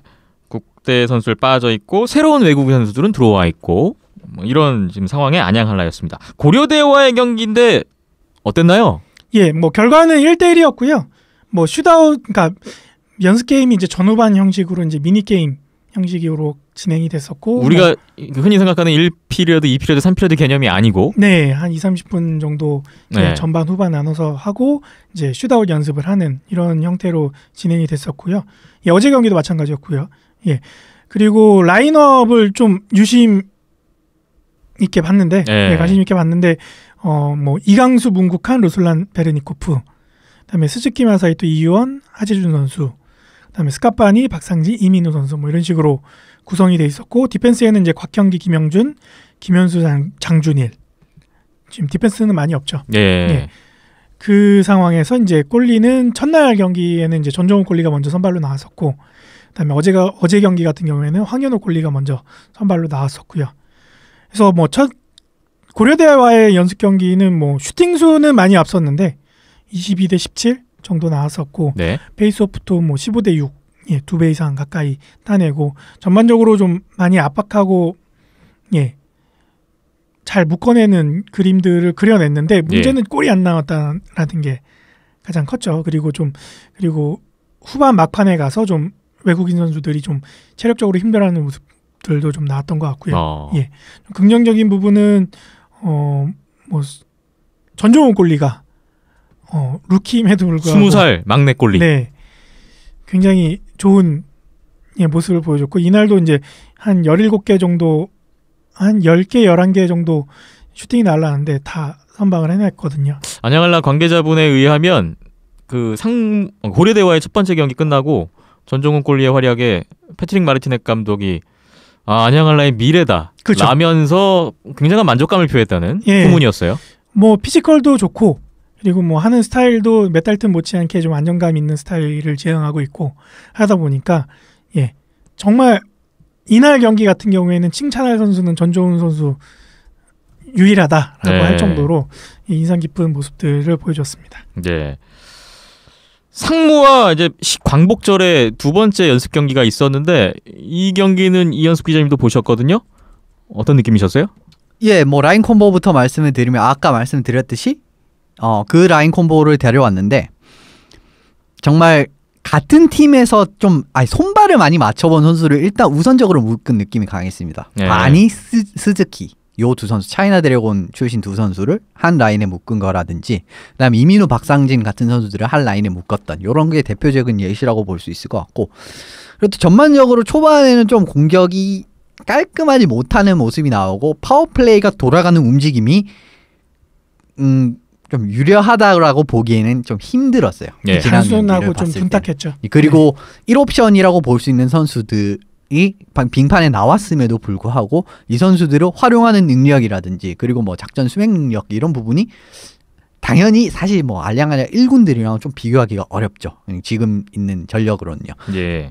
그래도 뭐 어쨌든 이 경기에서 제가 정말 눈에 띄었던 선수는 스카파니 선수인데, 이 선수가 나이에도 불구하고 역시나 좀 아시아리그 레벨에서는 충분히 좋은 모습을 보여줄 수 있는 선수다라고 할 수 있는 결과가 나온 것 같고, 그리고 스즈키 선수도 슈팅 능력 자체는 괜찮았다고 봅니다. 지난 경기만 봤을 네, 때는 마무리 능력이 괜찮았죠. 그리고 이날 스코어가 3대 0이 나왔었는데 두 골을 그렇죠. 넣었죠. 두 골을 넣었습니다. 예. 마니와 함께 만든 네, 골이었어요. 그래서 가장 경기력 부분에서는 가장 좋은 모습을 보여줬다고 생각이 저도 같이 드네요. 예, 스즈키 선수 같은 경우에는 이제 오프 시즌부터 굉장히 열심히 트레이닝을 하는 모습이 있었는데, 그런 부분이 어쨌든 간에 뭐 이런 연습을 봐도 슈팅 부분 하나는 괜찮았거든요. 그런 부분을 봤을 때 본인이 좀 좋은 모습을 보이게 된다면 뭐 11월부터는 좀 중용될 가능성도 어느 정도는 확인할 수 있었던 그런 경기였습니다. 근데 약간 좀 불안했던 부분은 한라의 공격에 좀 크게 기여를 해야 될 만한 베르니코프 선수가 지금 라인에서는 그렇게 힘을 많이 보이지 못했다는 점. 이 부분은 한라 팬분들 입장에서는 지금 11월부터 스케줄을 제가 한번 봤는데 쉽지가 않아요. 네. 보면 맞짱대한 팀이 아이스벅스, 그 다음에 홋카이도 팀들도 있고요. 대명도 있습니다. 대명 뭐 올 시즌 정말 뭐 작년의 철치부심하고 대명이 임하는 아니니까요. 시즌이고, 그 다음에 사할린이 12월에 있어요. 사할린과의 경기도 있고, 뭐 하이원과의 경기. 마지막 경기가 있죠. 그리고 마지막 시리즈가 있습니다. 이렇게 보면은 사실 쉬운 상대가 그렇게 없어요. 사실 홋카이도 일본 두 팀 이거 하나만 봐도. 근데 이 멤버로 지금 임한다? 로 봤을 때는 좀 우세를 점한다라고는 좀 보기가 어렵거든요. 그렇기 예. 때문에 좀 더 한시라도 빠르게 이 선수들의 손발을 맞추고 그리고 좀 적절한 라인 배분 이런 부분을 빨리 찾는 부분이 지금 안양할라 입장에서는 많이 필요한 부분이 아닐까 싶습니다. 네. 국가대표 선수들이 없는 가운데 첫 연습 경기 2경기에 나왔던 선수들 구성원으로 11월, 12월 일정을 소화해야 되는 안양할라고요. 그게 일정상으로 절반이 넘어요. 정규리그. 네, 16경기. 예. 큰 과제에 놓여 있는 안양할라입니다. 박김찬 PD는 지금 이 구성원으로 11월, 12월 어떻게 예상하시나요? 지금 현재 느낌으로는? 조합 부분은 뭐 어제 경기를 통해서 어느 정도 조합 부분은 정리가 됐을 것 같고요. 예. 예.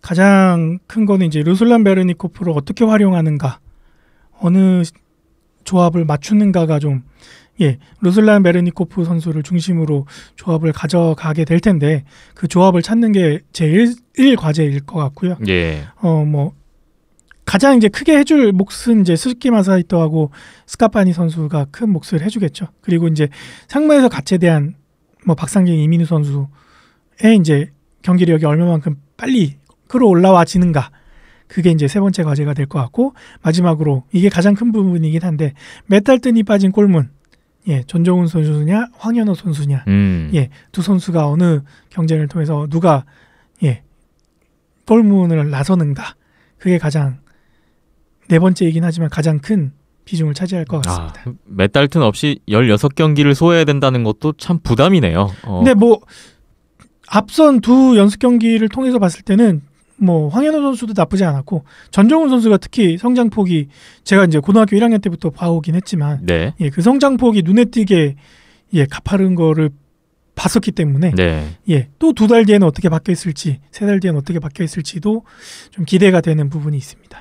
안양할라는 3번의 연습 경기가 더 남아 있습니다. 상무와 2경기, 고려대와 1경기 이렇게 있는데 남은 3경기에는 국가대표 선수들이 돌아와서 합류를 하지 않을까요? 좀 합류를 해서 거기서 또 조합을 찾는 과정을 거치겠죠. 네, 또 앞선 2경기와는 다른 양상이 될 수도 있을 것 같아서 궁금해지네요. 다음으로 대명 킬러 웨일즈를 보겠습니다. 대명 킬러 웨일즈도 상대는 비슷한데요. 상무와 3경기가 있고 광운대와 1경기, 고려대와 1경기, 이렇게 총 5번의 연습 경기 일정을 진행을 하고 있습니다. 대명 킬러 웨일즈 같은 경우에는 8월 12일 토요일에 상무와 첫 번째 연습 경기를 마쳤습니다. 이날 스코어는 4대1, 승리팀은 상무였고요. 현장에서 또 박김찬 PD가 보고 왔습니다. 네. 이 경기 한번 돌아볼까요? 뭐 안양할라 어제 경기하고 마찬가지로 상무팀이 굉장히 전력이 좋아졌더라고요. 상무팀 라인이 근데 괜찮았습니다. 상무도 지금 국가대표는 빠져 있잖아요. 그렇죠. 국가대표 완진님, 뭐 신상훈, 뭐 이렇게 뭐 여러 선수들이 빠져 있긴 하지만 네. 그래도 기존에 있는 선수들의 기량이 연습할 아이스 타임도 많지 않았을 텐데 체력 관리를 어떻게 잘했는지, 뭐 체력적으로나 아니면 스피드, 여러 가지, 뭐 호흡은 뭐 둘째가라면 서러울 정도일 것 같고요. 굉장히 좋은 모습을 보여줬는데 대명 경기 특히나 인상적이었고요. 대명에서, 인천에서 치러진 경기임에도 불구하고 얘기할 거리는 상무가 더 많았던 그런 경기이긴 했는데, 일단 슈팅수 부분에서도 상무가 훨씬 더 많은 슈팅수를 때려냈었고, 페이스오프는 체크를 해보니까 아무래도 브레파넴이 있는 대명 킬러 웨일즈가 좀 더 많은 페이스오프를 가져오긴 했었는데, 브레파넴 선수는 이날 18번에서 14번을 페이스오프를 이겨내는 역시나 강한 모습을 보여줬었고, 역시 파넴은 센터를 해야 되는구나, 뭐 이런 생각도 같이 했었고요. 문제는 이제 공격과 수비 양쪽 두 군데 모두에서 나왔었고요. 골리도 뭐 타일러 하이먼이 이제 합류한 지 얼마 안 된 시점이다 보니까 경기력이 전혀 없는 상황, 올라오기도 전 아예 없는 상황이라고 보시면 맞을 것 같고요. 공격 부분은 뭐 외국인 선수들 마찬가지로 뭐 경기에 합류 시점인 아주 이른 시점이다 보니까 경기력이 많이 떨어져 있는 부분들이 보였었고, 전체적으로 좀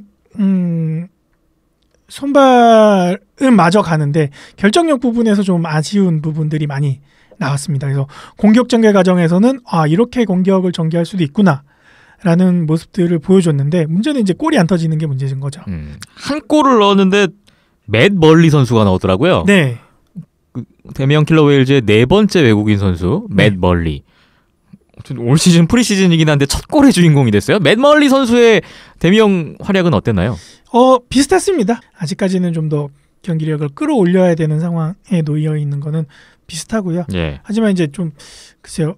경력이나 커리어가 좀 있고 경험이 많다 보니까 그런 부분에서 좀 그러니까 현재 상황에서 안 되는 부분들을 헤쳐나가는 능력에 있어서는 그래도 다른 선수들보다는 좋았지 않았나 뭐 그런 생각을 가져보게 됐고 일본인 선수들 뭐 이시오카빈이나 사카타슌 그다음에 스즈키 유타 선수까지 해서 같이 이제 라인에 묶어서 뭐 윤상원 선수나 이렇게 해서 라인을 맞춰서 하는 모습들이 나왔었는데 아직은 좀 더 해야 되는 시간이 필요하다. 시간이 필요한 상황인 것 같았었고요. 예.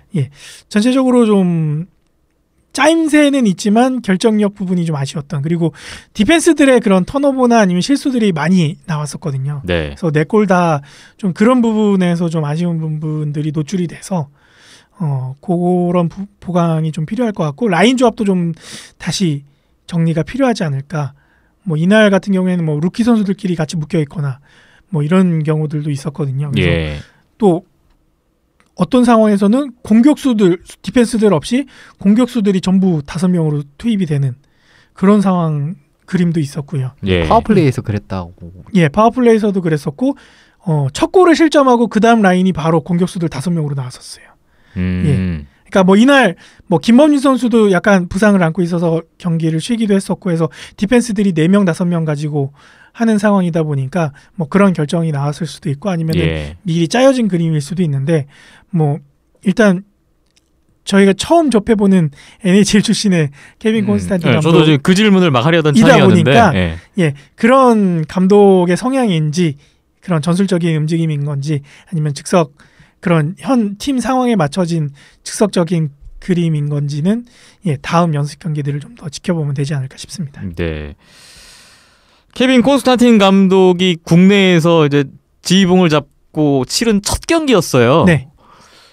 감독이 바뀌면 팀이 이렇게 바뀌지 않을까? 뭐 어떻게 바뀔까? 뭐 이런 궁금증도 있거든요.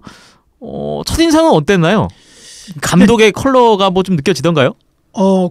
공격을 전개하는 과정이 굉장히 스피디하고 경기장을 넓게 쓴다라는 인상은 받았었고요.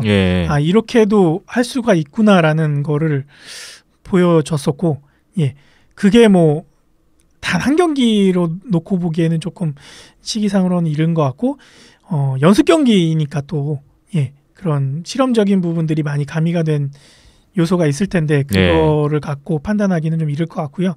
일단은 정규리그 첫 개막 뚜껑을 열어놓고 봐야 이 감독의 색깔, 이 감독의 지향하는 점 그런 부분들을 좀 제대로 파악할 수 있을 것 같고 연습 경기는 연습 경기대로 앞선 대표팀 경기나 뭐 안양알라 경기나 다 지금 뭐 스코어적으로는 만족스러운 부분은 아니기 때문에 대명도 마찬가지라는 생각이 들고요. 좀 연습 경기들 남은 연습 경기들 좀 더 챙겨보고 일단 정규리그 개막을 뚜껑을 열어봐야 제대로 풀이가 될 것 같습니다. 네. 데미안 킬러 웨일즈는 광운대, 고려대, 상무와의 2경기까지 총 4경기의 연습 경기가 더 남아 있고요. 팬 여러분들 현장에 가셔서 다 보실 수 있는 경기들입니다. 지금 공개가 돼 있어요. 네, 뭐 대면 경기는 진짜 아시아리그 경기처럼 사전에 웜업하고 그다음에 정빙 제대로 하고 20분씩 3피리어드 갖춰놓고 제대로 진행을 하고 있고요. 안양알라 같은 경우에는 이제 전후반식으로 해서 미니게임 형식으로 가고 있는데 충분히 가서 즐길 수 있는 모습들이다 보니까 찾아가시면 좋을 것 같고 고양 링크는 좀 지하가 많이 춥습니다. 간단하게 준비를 하시고 가시면은 좋을 것 같습니다. 정확한 뭐 날짜와 시간, 장소에 대한 거는 각 구단 홈페이지에 가시면 확인하실 수가 있으니까 관람에 참고하시면 좋을 것 같습니다. 비언전의 109회 이제 마무리할 시간이 됐습니다. 마지막으로 항상 뭐 안내해드리는 말씀이죠. 온더스포츠.tv 홈페이지와 페이스북의 온더스포츠, 유튜브에도 온더스포츠 있고요. 팟빵과 아이튠즈, 네이버 스포츠 라디오와 네이버 TV도 온더 스포츠 열려 있습니다. 계속해서 뉴 시즌 뉴 플레이어 선수들의 인터뷰 영상이 업로드 되고 있습니다. 네, 부지런히 하고 있고요. 네. 예, 주말엔 좀 쉬었습니다. 그리고 오늘 오전에 이제 이창훈 콜리까지 올라왔고, 네. 예, 오늘 오후에도 계속 업데이트가 되니까 예, 많은 관심 그리고 선수들에 대한 관심을 부탁을 드리겠습니다. 아, 예. 젊은 선수일수록 반응이 뜨겁더라고요. 예, 아무래도 이제 주변 지인들이 SNS 하는 친구들이 많으면은 예, 근데 뭐 연령대가 젊을수록 SNS 하는 분들이 많이 계시니까 네. 예, 그렇게 나타나는 것 같습니다. 네. 계속해서 방문해 주시고 또 함께 즐겨 주셨으면 좋겠습니다. 많은 의견과 성원을 부탁드리겠습니다. 오늘도 이현석 기자, 박희찬 PD 고생 많이 하셨고요. 저는 김태범이었습니다. 다음 주에 110회로 돌아오겠습니다. 오늘 함께 해주신 여러분 고맙습니다.